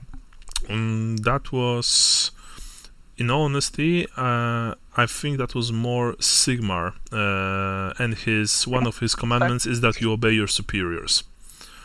Okay, that's fine. But I will give you 5 points for Reichland because you once again shit-talked Lambert, saying, and Reichlanders, they have this very inflated sense of self-superiority, so to speak. To be fair, I only shit Lambert when he shit talks me first. That's true. Fair. No, he is completely within his rights here. I will give you 5 points for that. Star sign, Johannes. Star sign. What is my star sign? It is cunning, shady, diplomatic. I don't think I was any of those things today, to be honest. Yeah, I don't think so too. Lambert, what about you? Wyman the Anchorite. It's all about caution, and the only caution I showed was noticing that we were being followed. I can give you 5 for that, sure. Gustav? The dancer, amiable, scornful. I was I went off on the sailors that were trying to get pieces of gold off of the temple. Okay, that was cool. And you've used your Lambert. Give yourself 10, not 5. Gustav also 10. Sure. Okay. What about dooming? I Johannes. think I earned as much as I can. I just I did say beware the man that is not a man when I was saying we need to kill Yes. them all. Yes, 10 points. Very nice. That was very cool. 10 points for you, 10 points for you, Michael. Gustav, what about you? From the darkness cometh the raven. I didn't do anything with that, I don't think. Okay. So... I ascended, and the inner light of thy tongue shall be thy undoing became me today. True. Yeah. So for the race, Lambert, you get 5 points. For ideas, I didn't really saw any, although Johannes... actually, sorry. No, there were no ideas, but... Johannes, I will give you 5 points for when you told Marla and the rest that you would be pretending to lash Lambert, actually. Well, him a little bit. Yeah.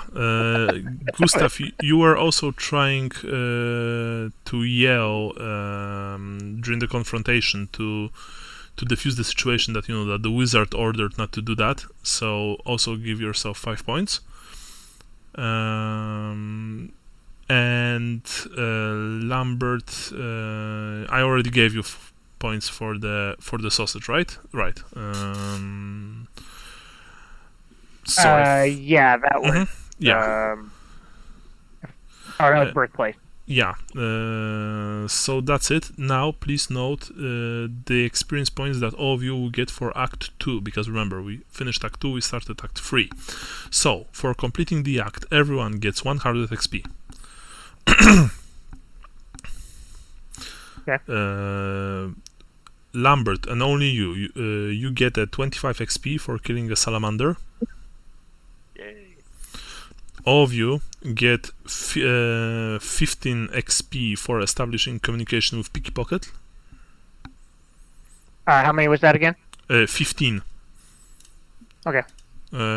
Tell me how many men you managed to save from the piranhas. It was 2, right? I got 2. One of you, I believe so, but I noted it down. Let me find it. and of course, who did that exactly? What I thought it was Marla. Marla one said guy, at least and, 1 or 2. I think I only pulled 1 then. yeah, I think it was 2. Like you said, I think it was 2. Man. But who managed to save them? Oh no, it was 3. Yeah, sorry, I don't remember right now who it was. I want to say that. So, Gustav, did you? So, I think Gustav, did you save Marla? Yeah. I went back in for Marla, but she wasn't like a sailor. No. She threw somebody on the shore. Right. So I want to say the three who saved people, because we did save 3. I just thought in the thing was Lambert, myself, and Marla, and then Gustav saved. Marla, right? Saved Marla. Okay, Yeah. so Does all that of make you, sense? yes. So let's say that all of you get 10 XP for that. Okay. And tell me how many of you endured jungle hazards, and how many jungle hazards per person? Starting with you, Sean. How many do you had? I just had the one with the lizard, right? Yeah. So add 5 XP. Lambert, how many jungle hazards did you had? I had the fish. I got some of the toad shit stuff on me. And the bees. so you have 15 total. Okay. Gustav, what about you? Is the toad the only one I did? Yeah, I think so. Okay. So 5 XP for you. Did Marla had any? I don't think so, right? I don't think so. Yeah. So that's it. That's it for experience points for Act 2. We just started Act 3. That's it for today. So yeah, and Michael, when are you going to be available right now? So I've got surgery on Tuesday, and then I start work on the 13th. I will probably be fine to talk. On one second, I'm bringing up my thing. No. Let's see. So next week would be the 5th. I won't be good then. I'll be good to talk on the 12th. I would be okay by then. Okay. What about the rest of you guys? 12? Yeah, it should be good. We've got Columbus Day off on Monday. Okay. Bran, 12 is fine? I think so. 12. Yeah, that works for Okay. me. Awesome. Alright, So cool. we are all playing on 12 and continue Temple of Tepok. Thank you very much for the game, guys. I'll hear from you soon. Take care. Cool. Good game. Bye bye. Bye.